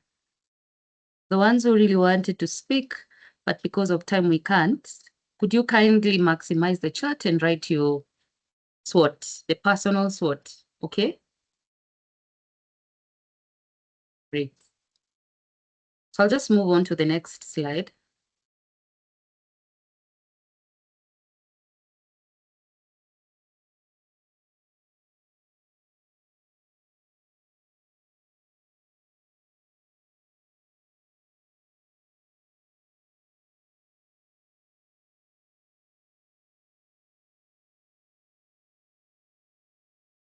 So as you've done your own personal SWOT analysis, it's important to also know what is the 2026 IT career menu? Where do you fit? Adora, you've raised your hand again. Is everything okay? Yeah, I'm now getting you. I wasn't getting you, but now I'm getting you. I'm sorry now. Okay. I hope the rest can hear me. Jennifer, could you kindly confirm if I'm audible? Yes, you're audible. We can hear you clearly. Thank you so much. Yes, Koki, I'm seeing many hands being raised. Is there a problem? Can you hear me? Okay, let's just continue. We have the builders. These are software engineers. We have the DevOps, the mobile development guys. They are the builders. So you have to choose, where do you fit? Are you the protector in terms of cybersecurity? Are you a SOC analyst? Are you a pen tester? Are you a governance, risk, and compliance specialist? So it's important to know, as much as you've done the personal SWOT, now when you do your career SWOT, you're able to see, am I on the side of the builder? Is it my strength? So you can be able to map, is your strength in DevOps or the software engineering part, both the back end and front end? Think about it. Are you the protector? Are you so much into cybersecurity?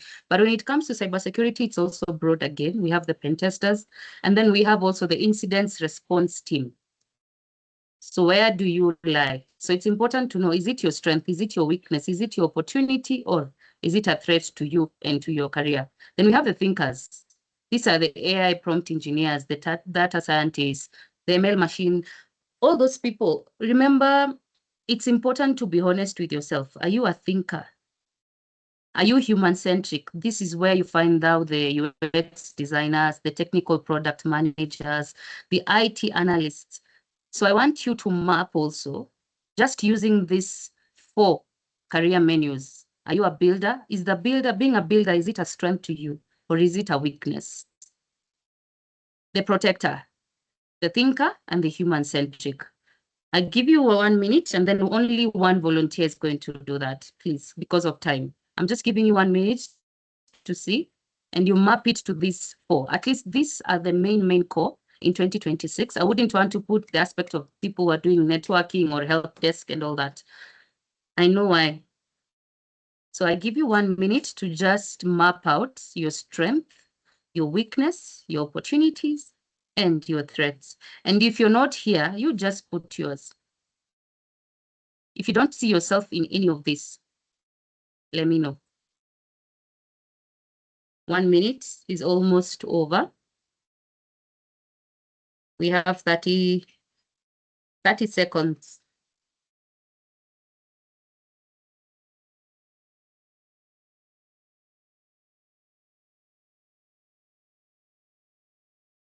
If you're done, please use the reaction button. Give me a thumbs up.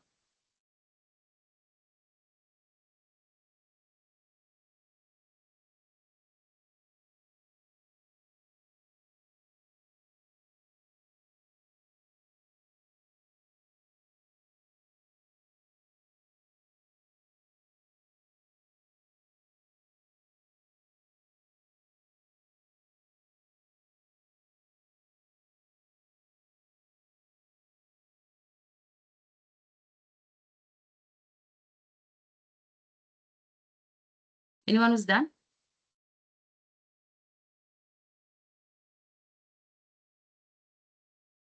Florence, thank you. Florence, go ahead.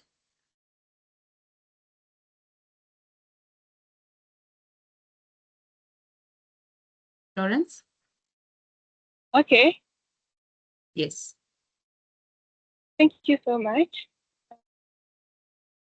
Using the SWOT analysis, I am a thinker. Mm-hmm. I'm so analytical and always a problem solver. So one of my weakness is sometimes I feel like I'm going too fast. Am I enough? Or am I enough alone? Or I need a group of people to back me up? The opportunities. I'm in the research field, and one of the things that they look at so much is your level of education. Are you a PhD holder?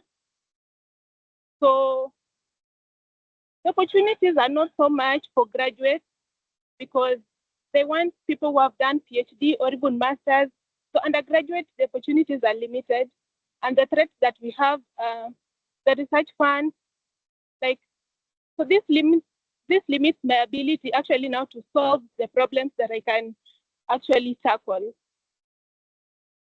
So the threats that I've mentioned is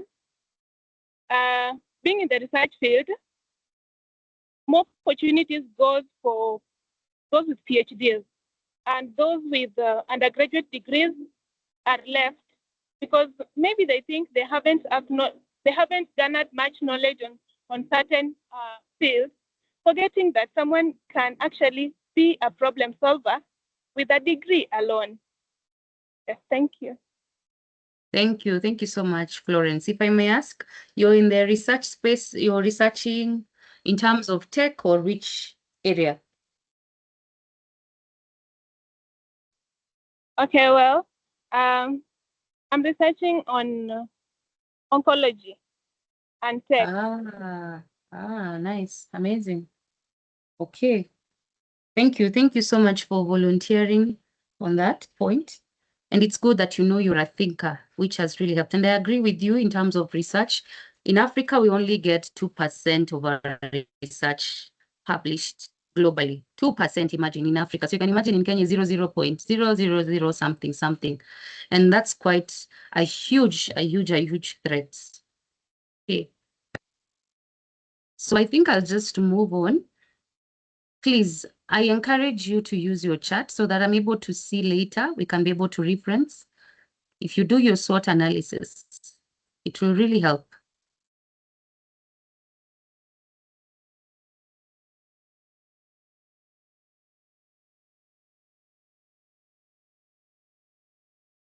Yes, Rachel, you've raised your hand. You don't want to use the chat? Sorry, but I don't think the chat is available right now. Oh, Jennifer. Hi. Is the chat So available or Q&A? the Q&A section, they can type the answers there. Perfect. Yeah. Ladies, kindly maximize the Q&A. I hope everyone can be able to see the Q&A button. Yeah, that one should be available to everyone. Thank you. Thank you so much, Jennifer. Great.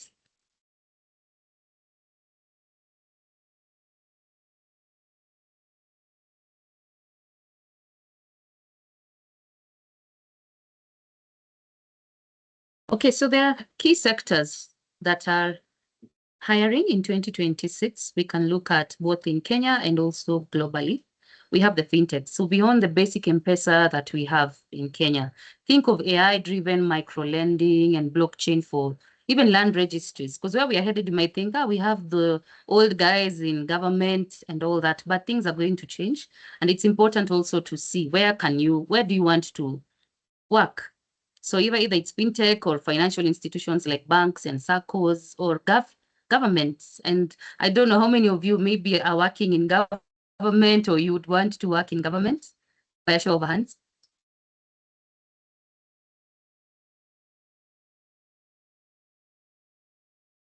Ah, nice. Jacqueline. Nice, nice, nice. That's great. That's very great. Yeah, so we have the digital ID systems that are coming in terms of Maisha number. And of course, you've had recently the judicial records, which are to be digitized, and government is now moving into digitalization. And also we have agri-tech using Internet of Things and data sciences to predict maybe the crop yields in the Rift Valley or any other region. It's very, very key. So it's good to know which sectors are hiring and where do you get these jobs or careers, where you can get them on different Brighter Monday. We have the LinkedIn, we have the Public Service Commission, if it's in government, or even different parastatals where you can be able to see all these careers. So I want us to focus on the 3-stage career map. We have the stage 1, which is the foundation. We have stage 2, which is the specialization, and then stage 3 in terms of leadership. So I would want to know how many are at the stage 1. That's the foundation. You've just graduated from university. You are a young professional. Julian, yes. Who else?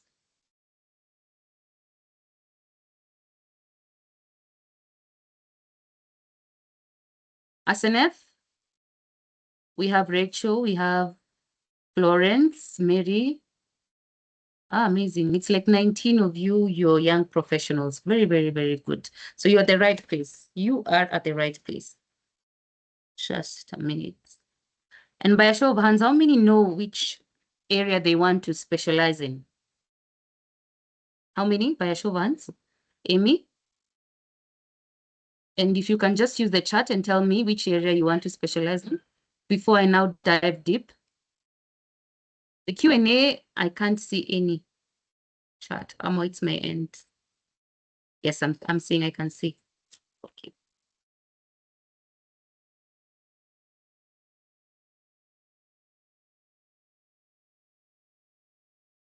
How many know where they want to go in terms of their career, the specialization? Because I've said it's the foundation. So foundation, you can even start as an intern. That is still foundational. Catherine Kathuni, thank you.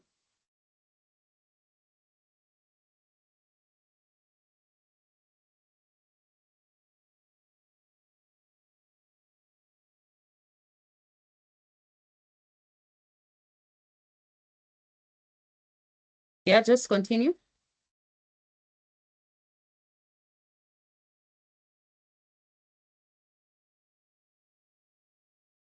Donna, do you want me to say something? Sorry? Do you want me to say something?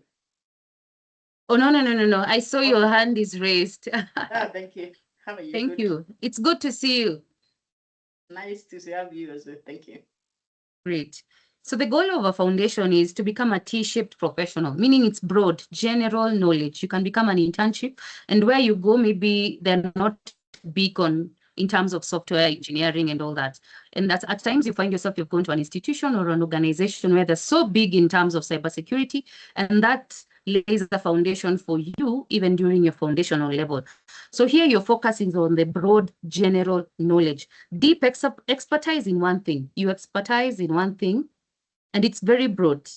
So internships at places like maybe Safaricom, we have even in government, or even the fintechs and financial institutions or startups. And it's important that you use this time to fail fast. It's okay to fail. Try different departments. Even sometimes they'll throw you even in corporate communication. Take it. Don't say, I've specialized in cybersecurity, I can't come up here. It's important that you use this time to gain all the experience that you can. All.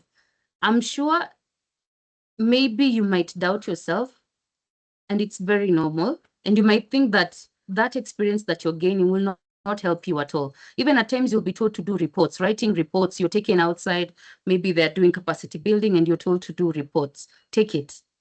I'm telling you, it's going to keep you at par and even beyond in what you would never think or imagine in terms of your life. Because when you sit with your peers, it will be so different. The skills that you would have gained as you grow up the ladder, it will really help you. You'll be able to understand how to relate with people, how to be able to craft even better reports, and even how to present those reports, even to management and all that. So whenever you are, I encourage you, please use this time to gain as much knowledge as you can. Don't say that is not my field, I will not take it. You never know what will come up ahead. So it's very, very, very important. Then the next stage is the mid-level. This is 3 to 6 years. So the foundation level is usually from 0 up to like around 2 years. That's where you get internship or you're a young professional, all that. So at the mid-level, this is the specialization level. And the goal is to move from junior to senior or lead. So depending on the organization that you want to go to, they have structured it in different ways because of the organogram. So each and every organization have their different structures.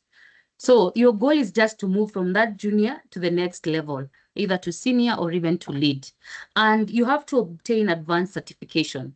So depending on the path that you have chosen or the path that you want to choose, you obtain, maybe, for example, you want to do a certification like even CISP, that is certified in information security. You have to do maybe AWS solution architect. Depending on that level that you want to go to, it's important that you map out and say, okay, from me, I'm from 0 to 2 years, I'm a junior level. So where do I want to go? I want to be a media or a mid-level in terms of my specialization. So that's when I specialize, because your degree is not enough. Trust me. Your degree or your master's is not enough. That's why we do certifications to say that you're specializing in a certain area, maybe in cybersecurity or artificial intelligence or networking. So it's important to write down and check around what certifications do I need to get in order for me to move from that level of the junior to now the mid-level or the specialization area. Okay? I hope you're clear at that point. Then we have now the third level. Remember, I mentioned we have the 3 levels. We have the foundational, the mid-level, and then the senior or executive level. And this senior or executive level requires the 7+ years of experience. And that is the strategy area. And the goal is the C-suite. I'm sure you've heard of the C-suite. C-suite, C-suite. This lady belongs to the C-suite. The CTOs, the CISOs. The CISOs is the Chief Information Security Officer, or the Chief Technology Officer, or the entrepreneur. And I don't want us to just lock ourselves in terms of employment, but I hope that by the end of this all, you can be able to open your mind and become an entrepreneur. Who knows? Maybe you'll bring in the solutions that Kenya needs. And your focus here, it's on the business value. So like I mentioned, I don't know if I have a bottle here, but career is like a bottle. At the bottle level, on top, it's usually thin. And as you go down, it becomes broad, right? So as you specialize and then as you grow into senior or executive, you need a broad way of thinking. You focus on the business value. So it's not more of tech aspect or the technical aspect part. Now you have to understand the business value. How does your tech skills save the company money or even increase the Kenyan market value? All right? You understand? So you grow from being specializing and then you grow broad. So you have to understand business. You have to understand a bit of finance. You have to understand all aspects. You become like a polymath. A polymath is one person who at least gets or understand 1 or 2, 3 things, not just one area. Okay? So it's very important. Do you have any question regarding the 3 levels, the junior, the mid, and then the executive? Any question? Please, I encourage you to use the chat because I'm seeing my time is almost up. But I'll try as much as I can to at least help you. I've seen a question from Jacqueline. How do you get these internships in both the tech and non-tech roles? For example, if you want to work in government, you can get those internships through Public Service Commission, through ICT Authority. Other ways, you can look inside the other organizations. They usually post the internship. When you go to any portal or website for an organization, just go to their careers, you'll see internship opportunities there. That's when you can be able to apply. And keep on applying. Sometimes you get it, sometimes you don't get it, okay? Mm-hmm. I can see a question from Asenath before I move on to the next slide. Yes, Asenath? No, it's not a question. Actually, I was verifying something. I'm not on foundation. I think I just clicked mistakenly raised my hand. So I've cleared the hair there. Thank you. Jacqueline, you had a question? Matumbi? I'm seeing your hand is raised, or Abigail.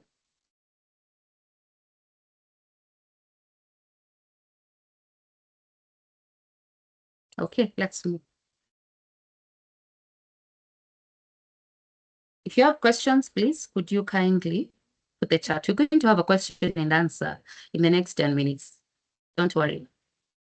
Okay, now I want us to set smarter goals. Previously, we usually mention we have to set SMART goals, but now I want you to jot down smarter and write it in a horizontal way, not the vertical. So SMARTER, the smarter goals. And I'm intentionally not sharing my screen so that you focus on listening. One skill that is very important for you to move to leadership and to be a better career person is a listening skill. Listening is a skill that is very, very, very key when it comes to also communication. So that's why I'm not sharing my slide intentionally. So have you written the smarter, SMARTER? So of course, you know, S is specific. So move from wishing to executing. I want you to write, I want to be, for example, a cyber analyst at KCB Bank. I want to be a records person at this and this and that. I want to be a research in Kenya. Don't say I would, say I want. Move from wishing to executing. Have you written that down for specific? Yes? Okay, I will move fast. So next is measurable. Say, I will complete maybe 50 labs at TryHackMe and earn one certificate, or I'll complete a course on API security. Maybe I'll complete one course by this time, okay? I'll complete maybe 50 courses within 3 months. I will complete and earn I'll earn one certificate or earn 50 certificates. For example, if you go to NetAcad, they usually have the free certified ethical hacking course. It's a 70-hour or 72 hours. I remember the last time I checked. It's a 72-hour course. And maybe you can mention that if you want to move into ethical hacking and say, I will complete the 72-hour certified ethical hacking course on NetAcad and gain one certificate, right? I hope I'm clear that way. Then we have the A, achievable. Don't try to learn 5 languages at once when it comes to even programming. Just pick one. And don't want to, and even for cybersecurity or any roadmap that you have picked, what do you want to learn? Just one, just one. Don't try to learn 5 things at the same time. Just one. Say, I would want to, not I would want to, I will do this and this and that, okay? Then we are R, the relevant. Does this skill help you here in Kenya or globally? So you say, this skill will help me, okay? I hope I'm clear there. Are we okay? Please give me a thumbs up if you're following. A thumbs up if you're following. We have done the S. We have done the M. We have done the A. Thank you, Amy. Thank you, Adora. Rachel, thank you. Grace, Abigail. Now, relevance. Is it relevant? Even in 2026 and in the coming year? Because we're looking at the year ahead. 5 years to come. Is it relevant? Okay. And then time bound. By when are you going to do that? You can say, for example, by December 2026, I will have my first internship. Or by December 2026, I will have my first job. Or by December 2026, I will have moved jobs. I want to go to another place. Maybe I want to move from the banking industry to maybe government. It's okay, just try. Don't have the self-sabotage. Don't have imposter syndrome. It's good to write your goals down. Even the good book says, write down the vision and it will surely come to pass. So it's good to write. Writing down is very, very important. And then now we'll move to E. Remember, we are saying we're moving from SMART goals to SMARTer. So E is evaluate every 3 months. Every 3 months, you have to check your progress. Every 3 months. Have you been able to do even a little thing? I believe in the power of Kaizen, just small things. Every day you're doing a small step, a small step. For example, if you love hiking or you love exercising. I love skipping rope, by the way. I skip rope like every single day. And sometimes I push myself. I'll say, okay, today I've skipped maybe 1,000 jump ropes. Tomorrow I'll do 1,100. Another time, maybe next week, I'll do 1,150, like that. Small steps. And even for me to start with 1,000, I started with only 500. And slowly, gradually, I moved on 600, 700, 800. So you keep on pushing yourselves because sometimes we put audacious goals. To an extent, they're not smart or smarter. And then before even we begin, our goals already fail. I know many people have done the 2026 resolution, but hey, I don't know. So it's important for you to know and be true to yourself. This one, is it achievable? Yes, it's good to dream, but you can be too far from what is needed. So you're able to tell yourself, okay, right now I just need internship. By 2026 December, I would have achieved this and this and that. But every 3 months, at least I can evaluate and say, I've applied for internship, maybe this place, maybe 5 times. At least you put your chances of getting that internship. And lastly, R is readjusting. If the market shifts or maybe, God forbid, you fell sick and you are not able to do 1 or 2, 3 things, of course, it's important to readjust and say, okay, this thing has not made it. So maybe a new AI tool replaces your career. And you had written there, this is what you want to do. So it's important to come back and say, let me readjust this goal. I'd written this, but I need to readjust, okay? So remember the SMARTer: specific, measurable, achievable, relevant, time-bound, evaluate, and then readjust. Keep on readjusting it, okay? So lastly, I'll move on to networking as a woman, how networking is very important. I know today I would have wanted us to go into the soft skills, but I know right now you know what soft skills that are needed. If you can use the Q&A, write what soft skills that are needed right now, not just in tech, but everywhere. What soft skills are needed? I'm sure right now you know.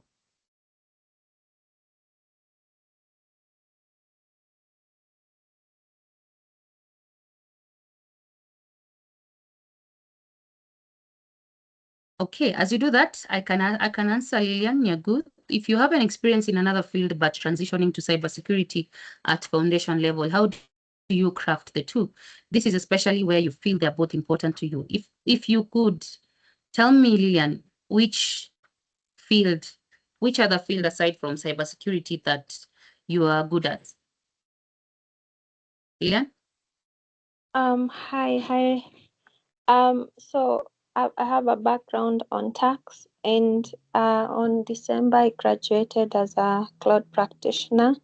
I felt the two are merging because the industries are depending on each other. For example, tax in the filing, and then cybersecurity or cloud where you protect the client's data. So I was wondering if you have an existing experience and you feel the two are quite important, how do you craft them to be important to you? So your existing experience is in tax filing, in the filing aspect? No, that's an example. Oh. I was looking for a simpler way to explain that my Okay. field is tax advisory. Oh, it's tax advisory. Yeah. You know, you've already answered yourself. Yeah, imagine you've answered yourself. You've already mentioned the aspect of cybersecurity and where we've moved to cloud and the issues of security even in the tax aspect. So you can even craft something. Please never box yourself to whatever the job market tells you. That is one thing. Please, if you forget everything, please never forget that you don't box yourself because God has gifted us different giftings. And we can even start off together in university, do the same course, have the same experience, but there are some skills that I have that someone else doesn't have. And that's what makes you unique. So do not shelve that skill of tax advisory. Do not shelve it off. Later, it will make sense. You can just continue with your cybersecurity, but also look at, okay, how can cybersecurity merge slowly into matters of tax advisory? And you can also have something in the side, like I had mentioned to you, aside from me being in tech and also in risk, I'm also a public speaking coach. So would I shelve public speaking? And you understand. So when it comes to me wearing the face of a public speaker, I'll wear that face. If it comes to me wearing the face of this and that, because you find you're a sister, right? You are a daughter, you find yourself you're a friend. You're the same person, but you have different skill sets that are there. So even in career, don't ever fix or box yourself into something. I know you are putting your career on this. Maybe you want to move into cybersecurity, but these are the aspects. Slowly, they will start merging. Slowly, too, you'll find your way. You'll find, okay, I think I'm getting clients who want cybersecurity solutions, but now in the area of tax. Later, you'll find, and you can transition yourself and say, I'm a lady who is this and this and that. For example, I can give you a simple example. You find those ladies who are maybe doing MC jobs, right? That's very simple, an MC work, but maybe they had a background in tech. So they can call themselves tech MC. You see? Ah, okay. Yeah. Thank you. Yes. Yeah. So don't shelve whatever skill that you have gained. You can keep on building onto it. So don't say that I'm moving on this side. Because we are not one. And where we are headed, I forgot to tell you, where we are headed, one specialization is not everything. I've forgotten. There's a quote someone wrote the other day. It's Simon Sinek who was mentioning that where we are headed now, because of the emergence of technology, the new age of technology, AI, blockchain, all these things are changing. Where we are headed, it will require us not to have one skill, but several skills. So if you're just focusing on one, then it goes, or it is replaced by AI. Then where will you head? So it's important to have more than one skill. If you look at even the landscape right now globally, many jobs that are advertised, you see they're asking this and that. For example, right now, even in terms of risk, they tell you you need to have a tech background and also do enterprise risk. So you wonder, okay, what is this? Even guys who are going to auditing, things are now changing. So it's important to build on it. Don't shelve whatever skill that you have gained, even if it's in research. Take it. You'll be able to now map yourself and become the unique you. That's how it separates between you and the other person who just did one thing. Okay? Yes. Thank you so much. Karibu. Oh my goodness, I have only 2 minutes. 2 minutes. I had a lot to share, but time. Anyway, let's move to you as a woman in terms of networking. I hope every one of you has a LinkedIn page. If you don't have, by the end of today, that's one of the goals. Remember the SMARTer goals?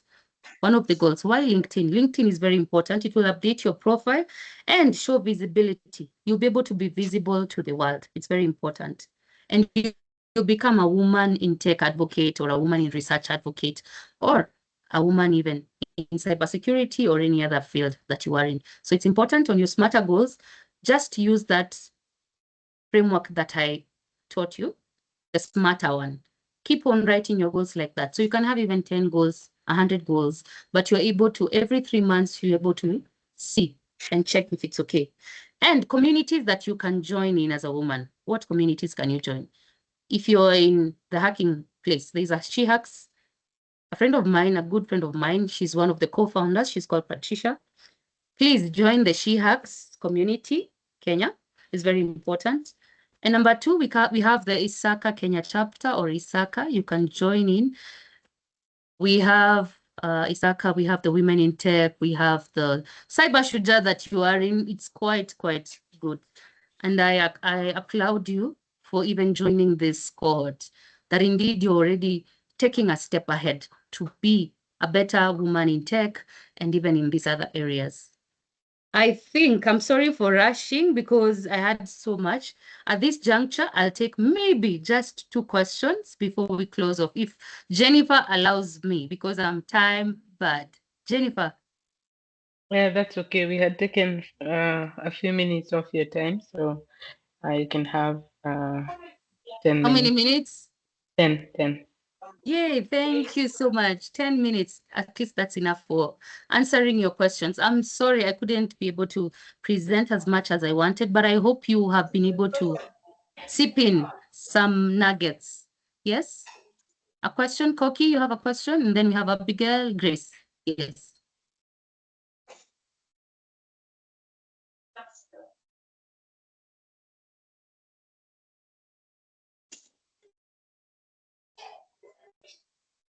Question?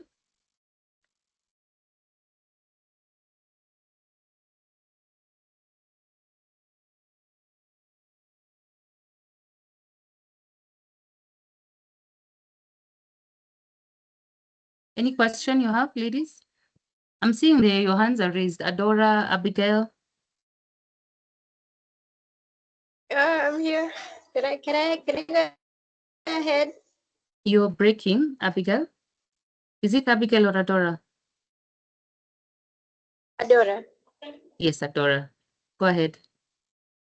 Yeah, by the time you are talking about networking about soft skills, my network was breaking, so I didn't get it clearly.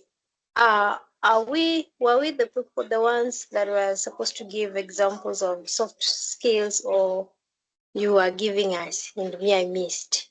And I don't want to miss anything here. So if it happens that you gave out soft skills in tech, then kindly just help me catch up with my colleagues. Thank you. No problem, Adora. Yes, I spoke about the different soft skills, and I asked your colleagues, but they didn't answer me. What are those soft skills that are needed? So maybe you can start by answering. I know you know, so that's why I'm not telling you guys. I know you know the soft skills. Yeah, Which one? I don't know whether, okay, in fact, I don't know whether I'm right, but I just tried. So number one is coding. That's a soft skill. I don't know. Oh my goodness, Okay. let me just wait and see someone else. No, it's okay. You've done a good job. I like the audacity and I love the boldness and the courage. So it's very, very important. Okay. So we have the tech skill, what is it called? There's a hard skill and there's a soft skill. Okay. So the hard skills are the ones that you're specializing in. Okay. Remember what I had mentioned earlier. The hard skills are like, you want to learn a new programming language. We have the Python, you understand? Or you want to move into, yes, we have the cloud, we have the network security, we have the data analyst, all that. But the soft skills, one of them is the stakeholder management. You have different stakeholders. Maybe, for example, you're coming up with a solution, but do you know how to manage your stakeholders? Stakeholders, they can be your colleagues, they can be your future investment partners if you're going into entrepreneurship or you want to do a startup, you want to start a startup. And networking is also a soft skill. And also there we have the communication aspect, the communication skills, which every university, they're intentional in terms of training you on communication skills because you need it. That is the first thing that each and every one of us needs, communication skills. So we've always been saying, what is communication skill? You to people, as much as you're in tech, you need to communicate your solutions or your ideas to the other person. Okay. So those are examples of the soft skills that are needed. I hope I have answered you. Thank you Now so you know much. the difference. Now you know the difference Now I can between the hard specify skill and the soft skills. Yeah, exactly. Yes. Thank you so much. Karibu.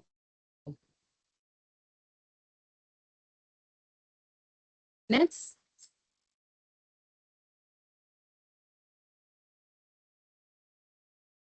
Do you know any currently successful women in tech in Kenya today? Any example of successful women in tech in Kenya today that you know of? Raise your hand. Please speak. Please speak. We have 5 minutes left.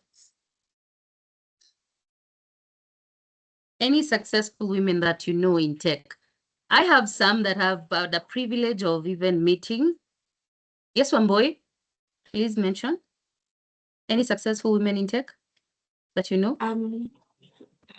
Nancy Murithi. I don't know if Nancy Murithi and Joylene. I can't remember the other name, but Joylene, she's in Microsoft. She really mentors and inspired me a lot. Ah, wow, that's amazing. Yeah, she's also a cybersecurity trainer. Yeah. That's great. That's great. Who else?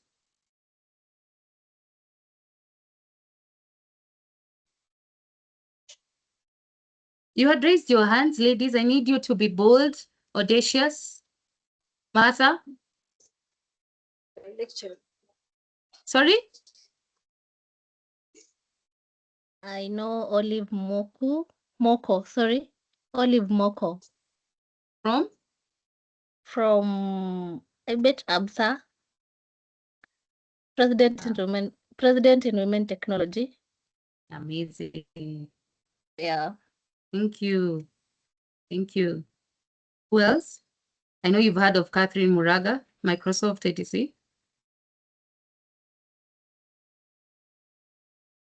We have our own Mercy Omolo. I'm privileged to know her. She's the Director of IT and Digital Transformation at Isuzu East Africa, and also she was a past president of Isaka Kenya chapter. I know Hilda Mura. She's the founder and CEO of Pezesha. That's what I was telling you. Sometimes it's not about being hired, but also you can come up with something else. So she really inspires me in terms of being a founder of something that has really touched in terms of SMEs. She has created a platform that provides digital credit infrastructure for SMEs across East Africa. And she's something else. She's really amazing. Another one next. I'm gonna go next. Mm-hmm. I'm gonna say Brenda Kamangara. She works at Serianu. Personally, she inspires me because she changed her career from like international relations to now cybersecurity, like something different. So she inspires me a lot in that I don't have a background in IT or I'm gonna say computer science and also yes. Wow, amazing, amazing. That's really inspirational. I agree. That's very nice. And I like the fact that you can always at any given time in your career shift depending because we evolve. We are human beings and we keep on evolving. And remember that you are on your own lane. Please, comparison is the thief of joy. Never compare your journey to someone else's. If it's not for inspiration and you're just comparing, then don't ever compare your life to any other person because we have different cutout lanes. For example, if you're on lane 1, if you're driving and someone else is on lane 3, you just move. Stick to your lane, focus on where you're headed. Please, comparison is the thief of joy. Even you being a woman in tech, I've gone through a lot as a woman in tech. Biasness, gender biasness, etc. Even to date, sometimes you go into rooms and people will not want to hear you, but you stand firm. You stand firm to what you believe in and what you have within you. So it's important to understand yourself. That's why even the SWOT analysis, aside from doing it for your tech, even your own personality, look at your strengths, look at your weaknesses, look at the opportunities that you have and the threats. Someone is speaking and okay. So it's important to do your SWOT analysis. What are those strengths that you have? Are you a listener? Are you able to listen to people? Are you empathetic? Because as much as we want to look at matters of technology, it's important to have emotional intelligence and be empathetic because as much as we're providing solutions, as much as we're helping each other, as much as we are the thinkers, the builders, the protectors, it's important to be empathetic and know that you're serving others. You're not serving yourself, you're serving others. So the heart of service is very key for you as a woman and also as a woman in tech. Have the heart of serving. And by serving here, I mean you pour out your all, pour out your heart to the thing that you love most. At this juncture, I don't want to go past the time. I hope you have gained something. You've gotten a glimpse of my heart and what I had wanted to say. And I'm wishing you all the best, even in your journey in terms of technology. If you want to reach out, my name is Lona Abaki. Search me on LinkedIn. You can get me there. If you want to write an email, same here. Okay, I'm here. And it's a pleasure. It has been a pleasure. Thank you for your engagement. I really appreciate the way you are enthusiastic, the way you are elated to just talk and talk and talk. I wish I would have had more time with you guys, but I really, really, really appreciate your time. Thank you so much. And back to you, Jennifer Ndegwa. Thank you so much, Lorna. That was a very, very energetic session. I really enjoyed it as well. Thank you so much. We'll see. We can plan a longer session so that you're able to continue the conversation with the ladies if time allows. But thank you so much for today. We really enjoyed the session. We've learned a lot, and I hope the ladies are already on LinkedIn, trying to follow you because I know you post a lot of good stuff over there. Thank you again. Once again, I would like to invite our next speaker so that we can keep time. And I know some of you already know her. If you've heard of She Hacks, if you've been in any women in cybersecurity groups, I'm sure you've heard of her. So our next speaker is Nancy Murithi. She's a security architect. She was also among the top 100 women in cybersecurity nominated in 2024. I'm really excited for this session, and I just want to commend Nancy. She's not feeling very well, but she's still committed to having that conversation with us ladies. So I hope we will engage with her and learn from each other. Nancy, karibu sana. You can start. Hey, good. I think it's afternoon now. Good afternoon, everyone. I hope you're well. Yes, thank you so much, Jennifer, and thank you to everyone for making time, inviting me. Sadly, it's one of those days I'm not feeling very good. But regardless, I figured I'll just make time to just have a brief session with you ladies. First, I would want to say that I'm really humbled. I think when I just joined the call, someone said that I inspire her. It's very humbling. So thank you for that. My name is Nancy Murithi, from the very many accolades. I think I'm just a very friendly and chatty lady other days. But I am, so Jennifer had mentioned about She Hacks, but basically who I am as a person. I am a cybersecurity architect, currently working at Platcorp Group, which is a multinational fintech. Aside that, I know She Hacks, we have been on the down low for a while, but we're hoping to regain, go back to all the events that we were having, probably this year. But I am the program's lead for She Hacks. So basically just overseeing every program that She Hacks runs. Mostly we run 3 main programs. That's the high school program. We have a high school program that involves us going to different high schools to just bridge the gap between students and tech. We have the campus program, which I think is the best. It has had the best success over the years, where we've been able to establish some cybersecurity clubs in the different campuses all around Kenya, and just being able to provide mentorship and opportunities through those clubs. So we do that in partnership with the universities, of course. And then, I think aside from that, we also have kids online protection training. I don't know why I said online, but mostly we'll find that we do trainings online. But this one, we train parents and kids under 18, because right now tech is here with us, gadgets are here with us. So we just try and train kids how to be safe online, how do you identify cyberbullying, what should you do. We've had instances where homes have been broken into because of the information that kids provide unknowingly to strangers online. So yeah, basically that's mostly what we do, what I do. Aside that, I do trainings, I do public speaking. Aside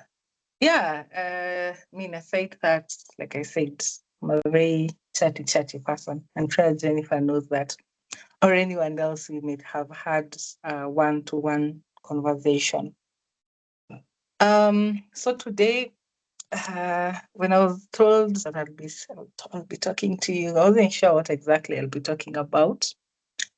However, I wanted to discuss something that is close to my heart, something I think I have struggled with, something I have gone through myself in my journey. There's something Lorna has mentioned, previous speaker. She has said that in the field, you'll be constantly growing. And yeah, I want to reiterate that even as I start my session. I'll start off with saying that for starters, like myself, when I started out, first, I don't know, my journey is very different. I'm not one of those people that knew I'll be doing cybersecurity since I was like 7, right? You'll meet those kind of people who'll tell you, I knew I would be a techie. For me, that wasn't the case. I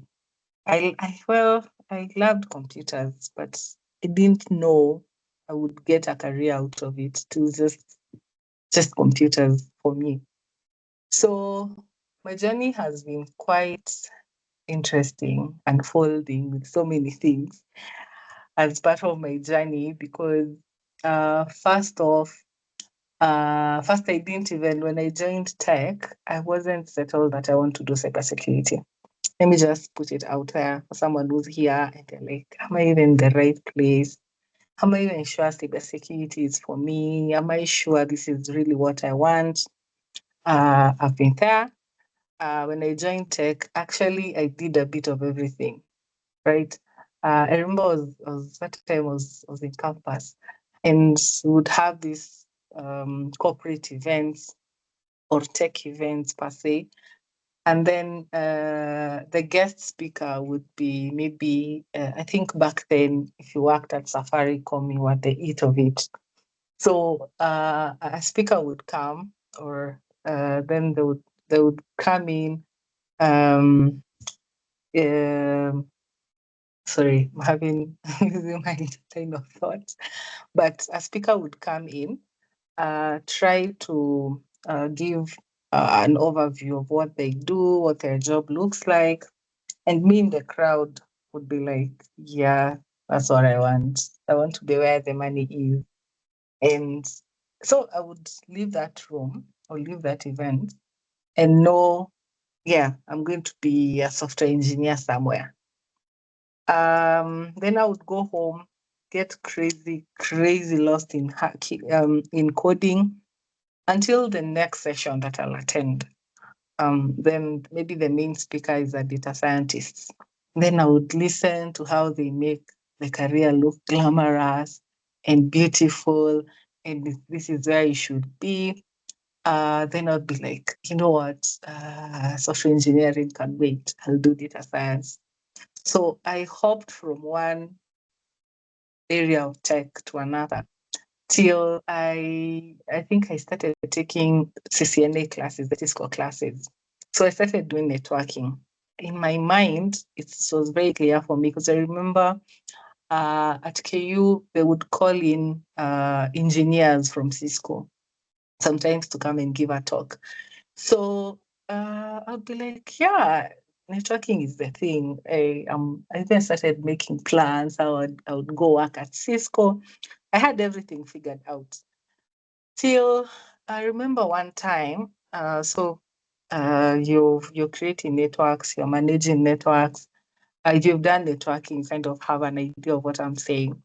So I just asked myself, okay, I'll take like a week or 2 weeks setting up a network, making the configurations and all that, maintain the maintenance itself. But what happens if someone somewhere just sat somewhere with a laptop and decided to take this entire network down? So I started researching. How does someone hack a network? How can I prevent a network from being hacked? And that was my rabbit hole. So I started researching and researching and researching. And then I just knew security is it. It's, what people say that when you find your it tastes, it has a different taste. So that's what happened. And yeah, I got into security. First, it wasn't very pleasant because one thing about cybersecurity, you can feel very overwhelmed, especially if you're starting out, because there's so much to learn, there's so much to catch up to. Sometimes you look at these JDs that are shared, and you're like, they want this a high level of experience, and there's so much pressure if you're starting out and you're like, now I need to learn everything, I need to be an expert at everything. So I remember I used to have like those sleepless nights, you're on your laptop the entire time. The only time you leave there is to go and sleep, you wake up, you're back at your desk. I think that was my very first times that I started encountering what burnouts are. So my talk will not be very structured. However, I'll try and make it as impactful as it can be, because I just have a feeling that this I might be talking to someone or two people or three people, and they might benefit from that. So yeah, basically that's how I started. My journey has morphed so much. I have had times of so much imposter syndrome. I've had, I think, like last year, that hard year everyone talked about. For me, I think it was a year of just feeling like I'm lost. Okay, yes, I'm doing security, I've done offensive, I've done cloud, I'm doing GRC, but then what's next? What's next for me in security? So it was it was a bit of I don't know to say a difficult year, but a year of self-discovery, which is what Lorna said. She said that you'll be constantly changing, and the tastes and the things that you liked before, that continues to change over time. That's very true. But today, I wanted to talk about a topic that is close to my heart, about imposter syndrome, what that looks like, what imposter syndrome is. And I don't know, is it a bummer? Just a bummer. I just put this bummer statement out there that there's no one pill or one solution that completely deals with imposter syndrome. Because what imposter syndrome looks like is everything, every new level, every new challenge that you encounter, something that feels different. Yeah, something that feels, I haven't done this before. Imposter syndrome will likely kick in. It will happen to you. There's no, I won't tell you this, do this and that, and then yeah, you'll never experience that again. No, it's going to happen. How you deal with it is what makes all the difference. So what does imposter syndrome looks like? First, like for me, I never used to be, this mindset that we have as techies, that I just want to be somewhere behind the scenes, just be this techie that is just behind computers. I was that kind of a techie, and I enjoyed security. So of course, security, there's this notion people have in their minds, they have to be mysterious, to be really good, to be seen as really good and make that impression. So I realized in the long run it wasn't working for me, right? Because what imposter syndrome does is it kind of quiets your it shuts down your voice. Yeah. And I know maybe it's part of the part of the modules that Seba Shujaa takes the different cohorts through, but it's beyond being really good technically. That's what I would say. You get the skills, get the technical skills, please, yes, be really good at what you do. But now comes the branding part where you sell your skill out there. You make your skill speak for you. Yeah. So how I know someone is asking, okay, now how do I get started? What does that look like? First, it has to start with a mindset change where please don't aim to be mysterious. Don't aim to be this techie that is behind the computers, because if that's the case, no one will recognize the gift that you are. Yeah. And what, for example, there's this analogy that I like sharing. For example, okay, let me give an example, though I currently gone for a checkup. Yeah, I'm sure I've met a lot of people, a lot of, like, for example, in the hospital, you'll know a doctor either by a tag or by the white coats or by the stethoscope or something that identifies them to what they do. Yeah. So I'll not just see anyone and assume this is a doctor, right? The same way, if you're somewhere, maybe let's say, maybe you're in town or you passed by town today, you've crossed so many people. You've met techies, you've met, even though you didn't talk, but you're in the same vicinity as them. You've met techies, you've met CEOs, you've met managers, you've met all these people, right? So the same way, you can't pick out who a person is at face value. So assuming, for example, I'm an art lover, let's say I want to sell an art piece to you, right? A really good vintage art. And I tell you, so I meet you in town and I tell you, hi, my name is Nancy. I'm selling at this piece of art, and it's going for 20,000, for example. Then I tell you, so I don't have the art piece here, but I have it at home, at my place. But this art piece, I really try and sell the piece. Tell you it's good, it's this and that, it's all that. I really try and sell the piece to you. Chances are you're not going to buy because you haven't seen the value of what I'm trying to sell to you. Yeah. Same analogy, different case. So I meet you in town. I have the art piece with me, a really good art piece, a vintage one, and I tell you, so I'm selling this art piece for 15K. I show you the art piece, you see it, you confirm, yeah, it's really good, it's authentic. You decide, yeah, chances are you are going to buy that art piece. It's the same way, but in this case, you are the piece. You are the art piece in this case. What I mean by that is you really have to sell yourself. Selling yourself can look very different for different people. Maybe if you're right here and you're fully introvert, and you're like, no, I don't like talking to people. I don't like, how do I get started?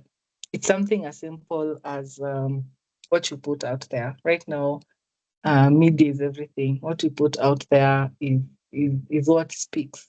Yeah. So, why are we talking about imposter syndrome? First, I want you to know it's a psychological experience. What I mean by that is it's something in your mind, right? You'll feel, maybe if you're told to present on something, maybe an opportunity comes up, or maybe you have one of our She-Hack sessions. I reach out to you and tell you, oh, I've seen you do this and this on LinkedIn. Would you be open to coming in and doing a session with us where you're the guest speaker?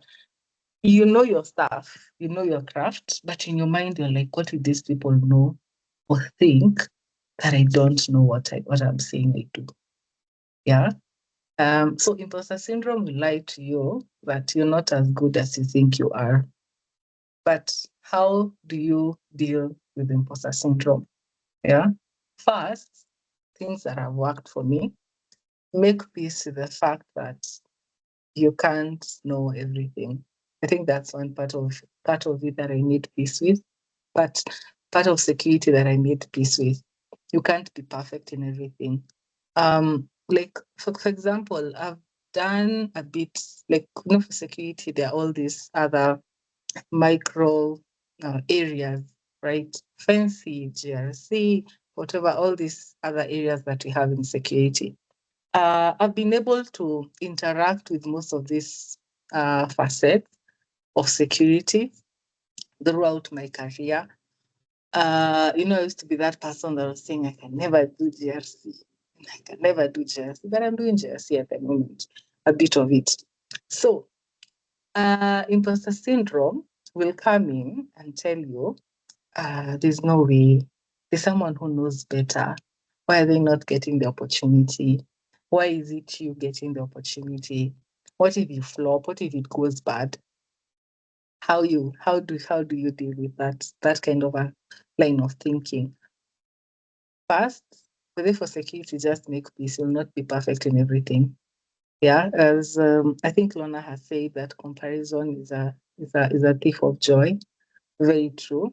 Let the only competition that you have be yourself. Don't compete with anyone. Like myself, I do mentorship cohorts personally.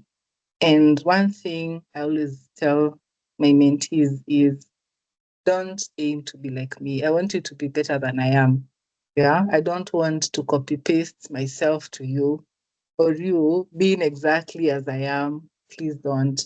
Be yourself, recognize your strengths, your weaknesses, then tailor everything that you learn, all the lessons that you pick, all the skills and all that you get, tailor that to the person that you are. Please, the best person that you can be is being the best version of yourself. So make peace with that.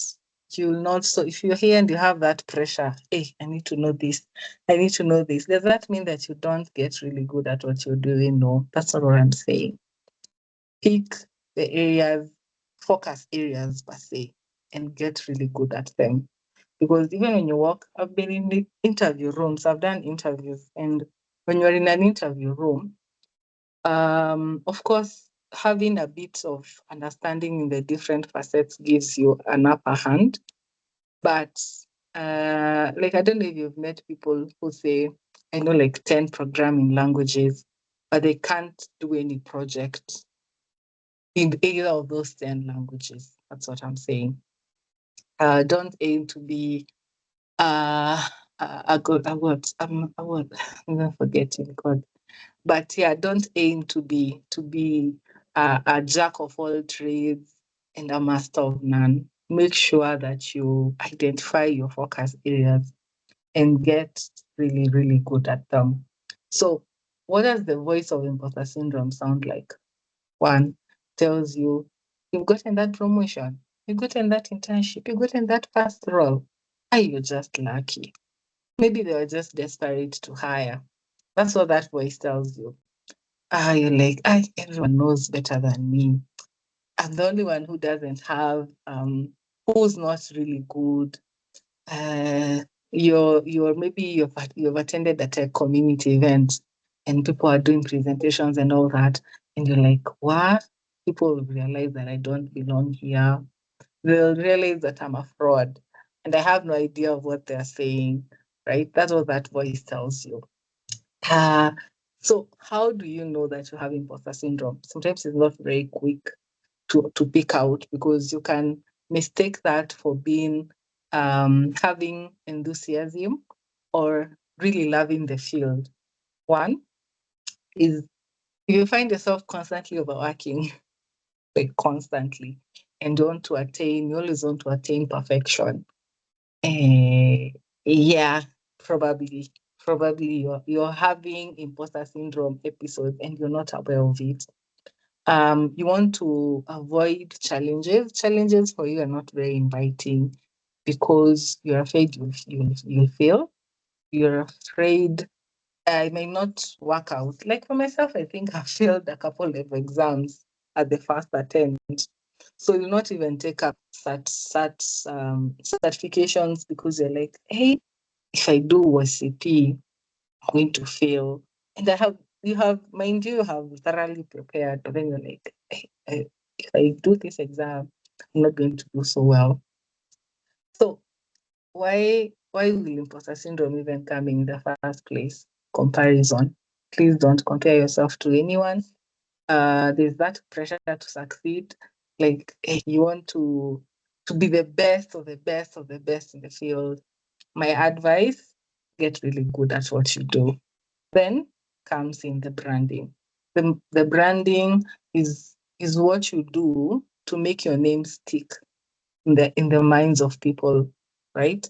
Branding can look very different because we consider a number of things when it comes to personal branding. However, for example, people talk about LinkedIn, people talk about having a blog, people talk about how, okay, nimefanya a Udemy course, nimefanya this, crack this box on HTB, hack the box. How do I translate that to value and things like that? Yeah, I think that's among the things that maybe Shujaa has covered. So I may not go into detail for that.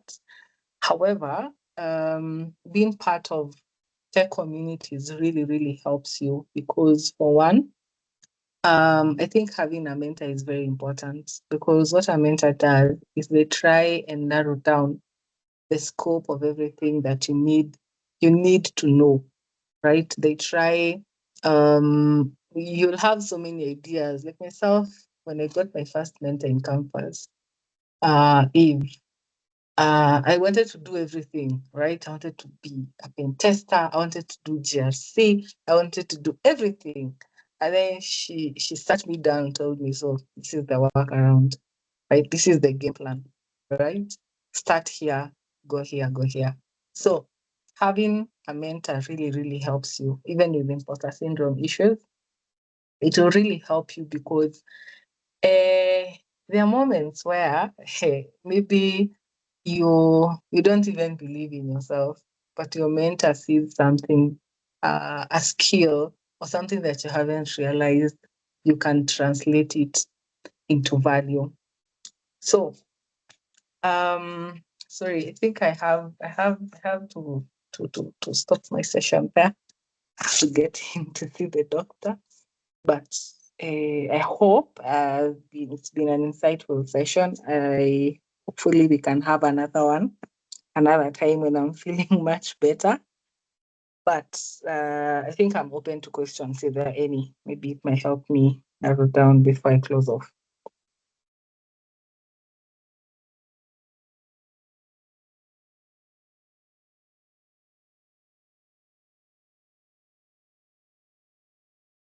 All right, thank you so much, Nancy.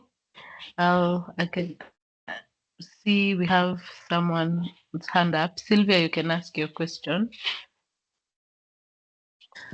Thank you. I just have a question of the mentor part. Like, how did you reach out to your mentor for them to mentor you? And Okay. how like did you know that's who you want for them to mentor you? Yeah. Okay. Thank you for that question, Sylvia. I'll answer that question broadly and also from experience. How do you reach out to your mentor, and how do you know this is the person I want them to mentor me? First, I would say you have to first I don't know. I don't know. It's to fully understand where you are and where you want to be. I think that's the very first step, because let me put it out there, you can have more than one mentor, or you can have seasonal mentors. As a mentor who maybe will help you get in the field, and then you'll get in the field, someone else will help you grow in the field. Like myself, the mentor that I had when I started out is not, sorry? Oh, the mentor that I had when I started out, it's not the same mentor that I have right now. So first, let me put that out there. How you reach out, very important. I would say, if it's someone you haven't talked to before, let's say you're from this call, we haven't met before, or we haven't had a one-to-one, but maybe you reach out on LinkedIn or on any other social media platform, or at an event, you come reach out, hi Nancy, this is me. I love what you do. I would want you to work with me on this journey. A few things, because I've reached out to mentors before. First is making peace that you'll have to do the heavier lifting. I think those are among the things I had to learn along the way, because I think my very first mentor, I was like, please just help me figure my life out. So you need to have done a bit of the work and know, even as you're doing mentorship and having a mentor walk the day to day with you, or whatever your career looks like, know that you're going to do the heavy lifting, right? For it's like 80-20. Yeah. The mentor is helping you to steer your ship, not doing the steering for you. Yeah. That's one. Two, understanding their schedules are very, very, very hectic sometimes. Yeah, I've reached out to people that I want them to mentor me, like throughout my career, but their time, like I remember back then, I think when I was at first year or something, there's this lady, she's called Aida, right? She used to do a lot of programs with the UN. And I was like, yeah, I see myself going somewhere one day. So I reached out to her, but I understood her schedule is very busy. So I would understand if she doesn't get back as fast, if I don't get to have like the one-to-one meetings every single time.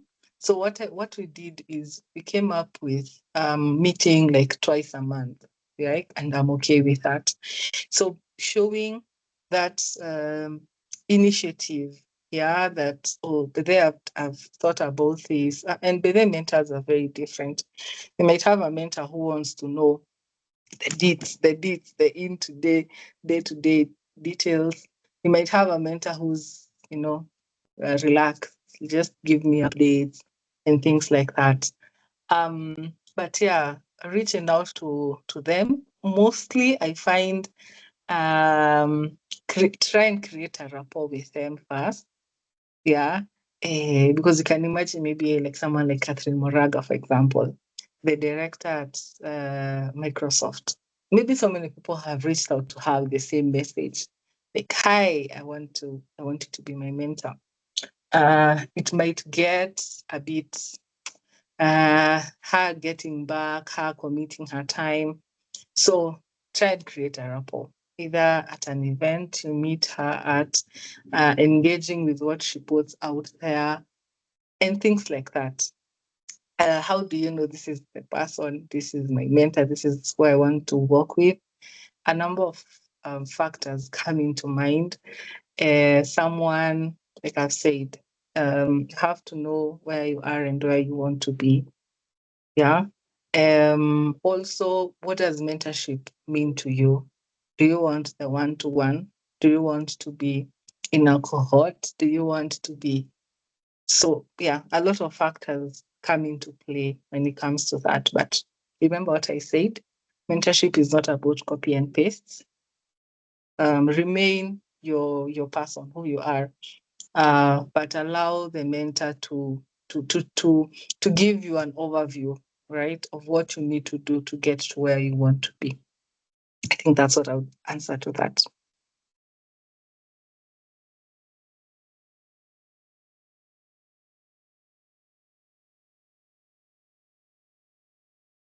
Sylvia, I hope your question was answered. Yeah, thank you. All right. Anyone else?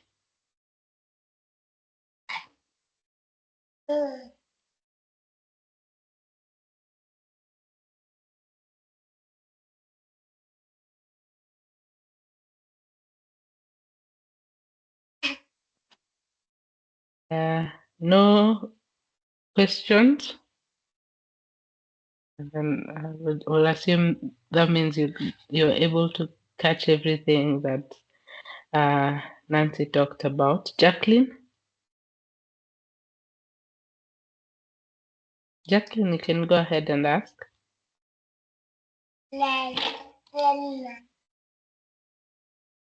Sorry?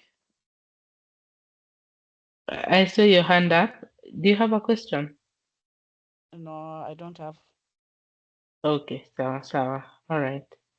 Thank you so much, Nancy. Thank you for making the time and even for even showing up when you're not 100 health-wise. We really value your partnership with Seba Shujaa, and we hope we can have more time later when you're feeling better to further this conversation. But thank you so much. Thank you so much, Jennifer, and thank you to everyone who's listened to me. I hope it was insightful.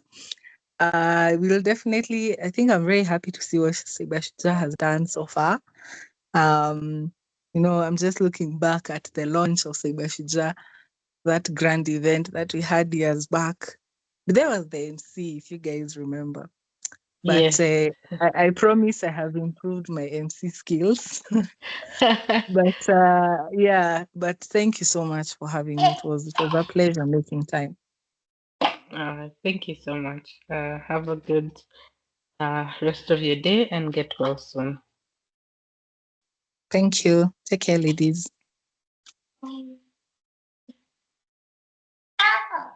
right. For the next few minutes, I'll invite Prof. Judy. Prof. Judy, I saw you on the call.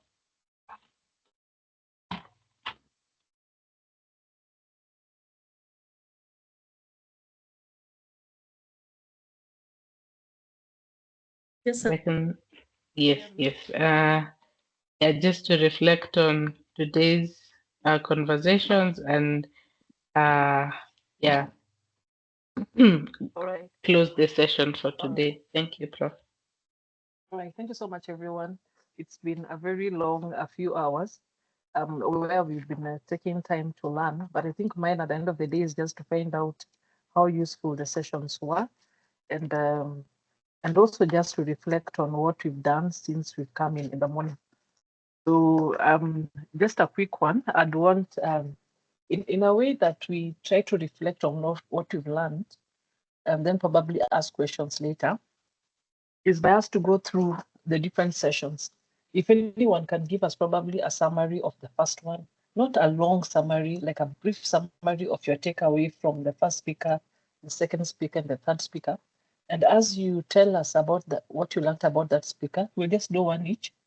You also gave a vote of thanks to that speaker for having availed her time. Remember, next time it might be you who is coming to speak to us at that particular time. Who'd like to go first? Who was our first speaker?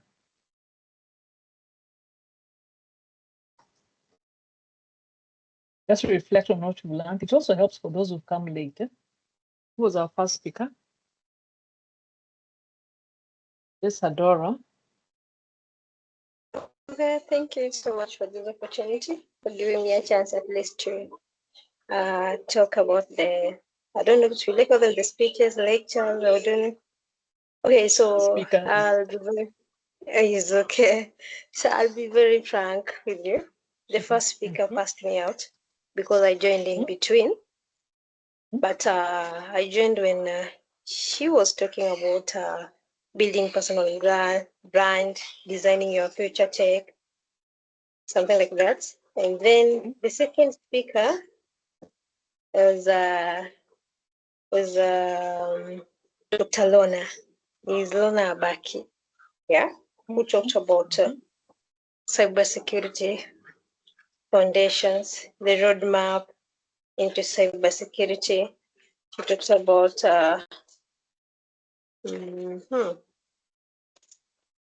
yes, and the career menu, the personal SWOT analysis, where we know that at least in this tech field, there must be strength. You must have, for you to achieve a course, or for you to identify what you want to achieve here, first you must know your strength in which course you want to do. Another thing you have to appreciate and you have to accept that there are weaknesses. If you had to say a word for Lorna, what would you tell her?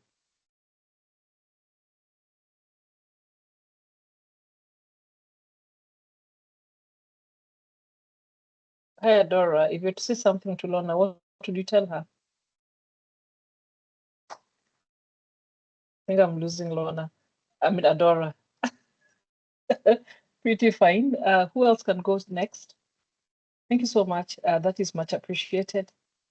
I don't know that I've lost her or she's lost me. Sylvia? Thank you. For the first speaker was Riara Wanjiru, if I'm not wrong, Wanjiru. She walked us through mostly cybersecurity, the career pathways, and she explained to us mostly the different careers, how you manage it, the skills you'll need in cybersecurity. And yeah, like she did a very good presentation, and I was actually wondering if she could also share her PowerPoint slide because they were very well detailed, and we want to thank her for that. The second speaker was Dr. Lorna, and she gave us sorry, I'm readjusting my notes. Okay, she gave us a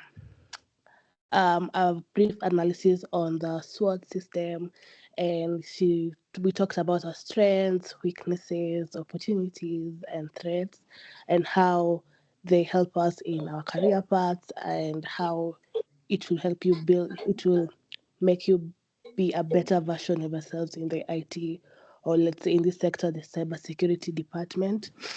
And she also gave us the smarter acronym, and gave us like I don't know if it's like a notion, or if I'm not like how how to describe it, but we mainly focus on the specific things we wanted: the measurable, achievable, relevant, the time bound, evaluating, and also she also helped us understand the readjustment, like if you how you yes, you can be in cybersecurity, but you should not mainly focus on one specialization. Like you should be open to more and other opportunities.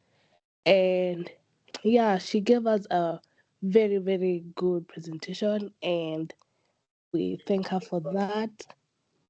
And then the last speaker was Nancy, and she gave us a story, a personal favorite story on the imposter syndrome, how you should not let that affect you in your career path, and how it should help you like to build yourself and not self-sabotage yourself in different opportunities. And she gave us a brief overview of a life story, which was very impactful. And yeah, that's a brief of what I got. Yeah. That's awesome. So you will receive an award on, you and Adora together, you'll receive an award on for saying something on Wednesday. Jennifer, Wow. we can't miss something to give them. Can we? Thank you. No, we can't. We can't miss even if it's just anything. So I'd want one of us to thank Nancy. Nancy Murithi, I know she's still here. She's been with us from the beginning, right? I hope Nancy's still with us. She's been with us from the beginning. She has really supported us. Hi, Nancy. It's been a journey, right? I'm so happy with everything we've been able to do so far. You know, Steba Shujaa has a story. Kuna wale ulianza now. You know those kind of stories? Yeah. There are people you started with. There are people who worked with you.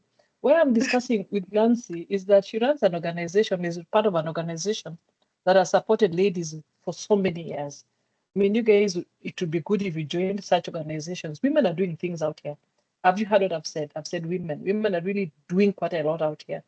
Your just ability to sit and do nothing is a personal choice, but the field is really growing. So Nancy, we are so grateful for the beginning, and we are still continuing. We haven't stopped, and thank you so much for the support you've been giving Cyber Shujaa.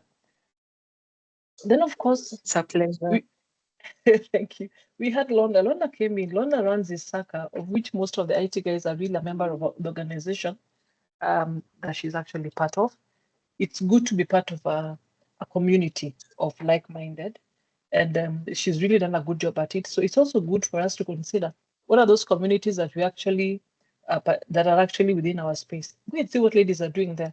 Nabiha has been there. Almost all these girls are there that you're seeing, Jennifer, Nabiha, and I believe it has quite a lot that it offers young girls and ladies really, or even people like me. I'm young at heart, but it's good for the field. Those are ladies that are really succeeding. So for us to call Lorna, for us to call Nancy over and over and over, it means we really appreciate what they do and we really admire this space, the way they've been able to conquer this space. So Nancy, don't slow down. Just fight back. Don't slow down. If you slow down, then I don't know what would happen. So if you need any support from us, of course, we can see how to partner and see how the journey can continue growing all further and further. Then I love Riara. Riara was the first presenter. Riara, I usually tell her name is a school, but she's such a happy soul. I really like her for what she does. Riara, young at heart, beautiful in soul, also really worked so hard to get to where she is at now, and she was able to present to us. So grow up and be a Riara or a better Riara, be a Lorna, better Lorna, Peter Nancy, thoroughly. Uende mbele mpaka we start looking like, oh my God, these ladies have really moved. Naturally, women support other women and will be there to also support you. Then I'd like to talk to Jennifer, our program manager, also first lot of Cyber Shujaa, and she's really given us so much support, and she's been doing such a good job at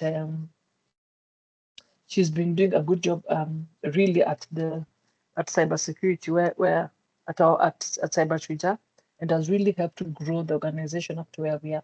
It's been beautiful. Jen, thank you so much. Navia, thank you so much. Hilda, thank you so much for coming in. Students, thank you so much for coming in for this one. As I said earlier, congratulations to even apply and even be there. There's really so much in Cyber Shujaa. We have mentorship every Monday. This Monday we'll be having mentorship, and I think the focus this Monday is just how to grow into entrepreneurship this week. The winners would then join the KBA.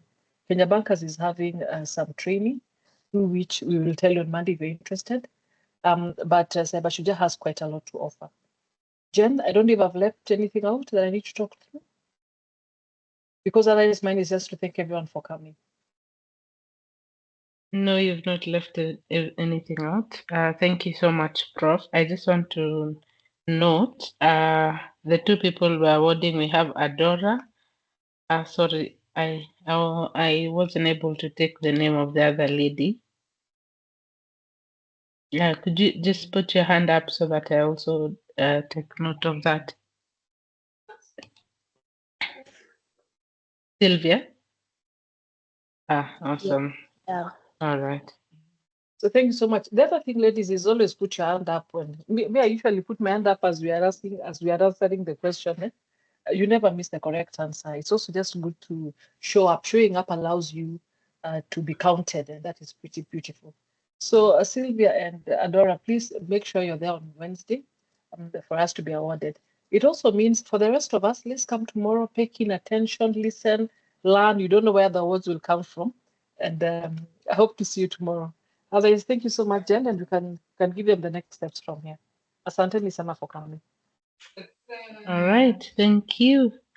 Thank you, everyone. Thank you for staying all the way to the end. I'm seeing the number of people we had in the beginning even increased in the middle, and we have a good number. The ones who started and the ones who are at the end, which is really encouraging. So I just want to let us know if you haven't read through the email. We've sent the link to register and enroll for the cyber threat management course. You can start it as soon as you get the link. Just look through it. We'll go through the some Q&A tomorrow afternoon, and then we can set up support sessions in case you need clarification on anything. But otherwise, I would like to close the session here today. We will continue tomorrow. We start tomorrow again at 9 a.m. I've shared the program on the WhatsApp group as well, and the link to the WhatsApp is also on the email. So if you haven't joined yet, make sure you do that. I don't know if there are any questions regarding admin or the bootcamp in general. I can take a few questions and then we can close in the next 3 minutes. Yeah, I have a question. Can I go ahead? Yes, please go ahead. Yes, so when I checked at my email message, it was like kind of Monday, the time was running from 9 a.m. to 4 p.m. So I was just Yeah. wondering that, are we going to sit throughout that time until 4 p.m. or even tomorrow, even for tomorrow's schedule, right? So Are there specific times, the exact times that at least you know very well that this one, you have to sit and listen for this, or we just sit again like that? okay, so we reviewed the program so that it's not too compact. Today we are only going till by the way, right now when we close, you can go and continue with your plans for today. We'll not have another session after this. But tomorrow, so the morning session will be doing a lot of soft skills. So we'll have personal branding, and we'll have a talk from one of other mentors. And then in the afternoon, 2 to 4 for 2 hours, we'll just go through the cyber threat management. So tomorrow is a full day, but the afternoon we are doing, we'll get a bit more practical so that you're not losing concentration. I hope that clears it up. And then on the final day, the physical session will start at 8:30. That's the arrival time, and then we'll end at 1 as well.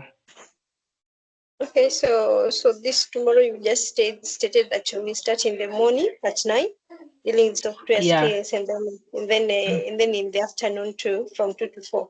So are there breaks so that we'll have somebody breaks. can? Yes, we'll have breaks in the middle. Yes, in the morning we have a break from 11:30. Sorry, no.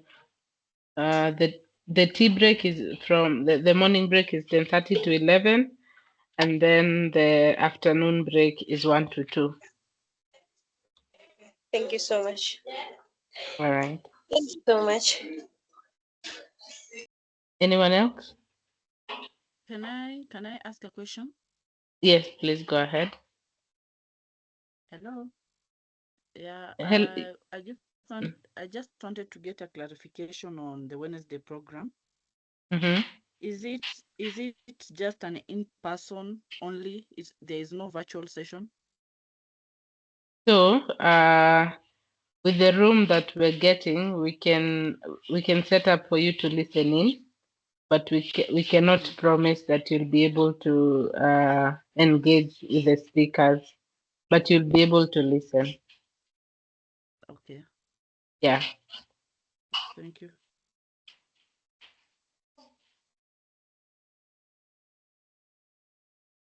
All right. If you've not RSVP'd, please do so as soon as possible. We usually need to share the list of attendees with the USIU security team in advance so that they can let you in the day of. So if you haven't, make sure before the end of the day you RSVP. All right. I think that's all for the questions and the housekeeping things that we needed to address. If you have any other questions, you can ask on the WhatsApp group. We will be on there, and also you can email us at info@cybershujaa.co.ke. All right, thank you everyone. We will avail this recording as well in case someone wanted to ask, so that you can access it later and review if you need to review, or you can share it.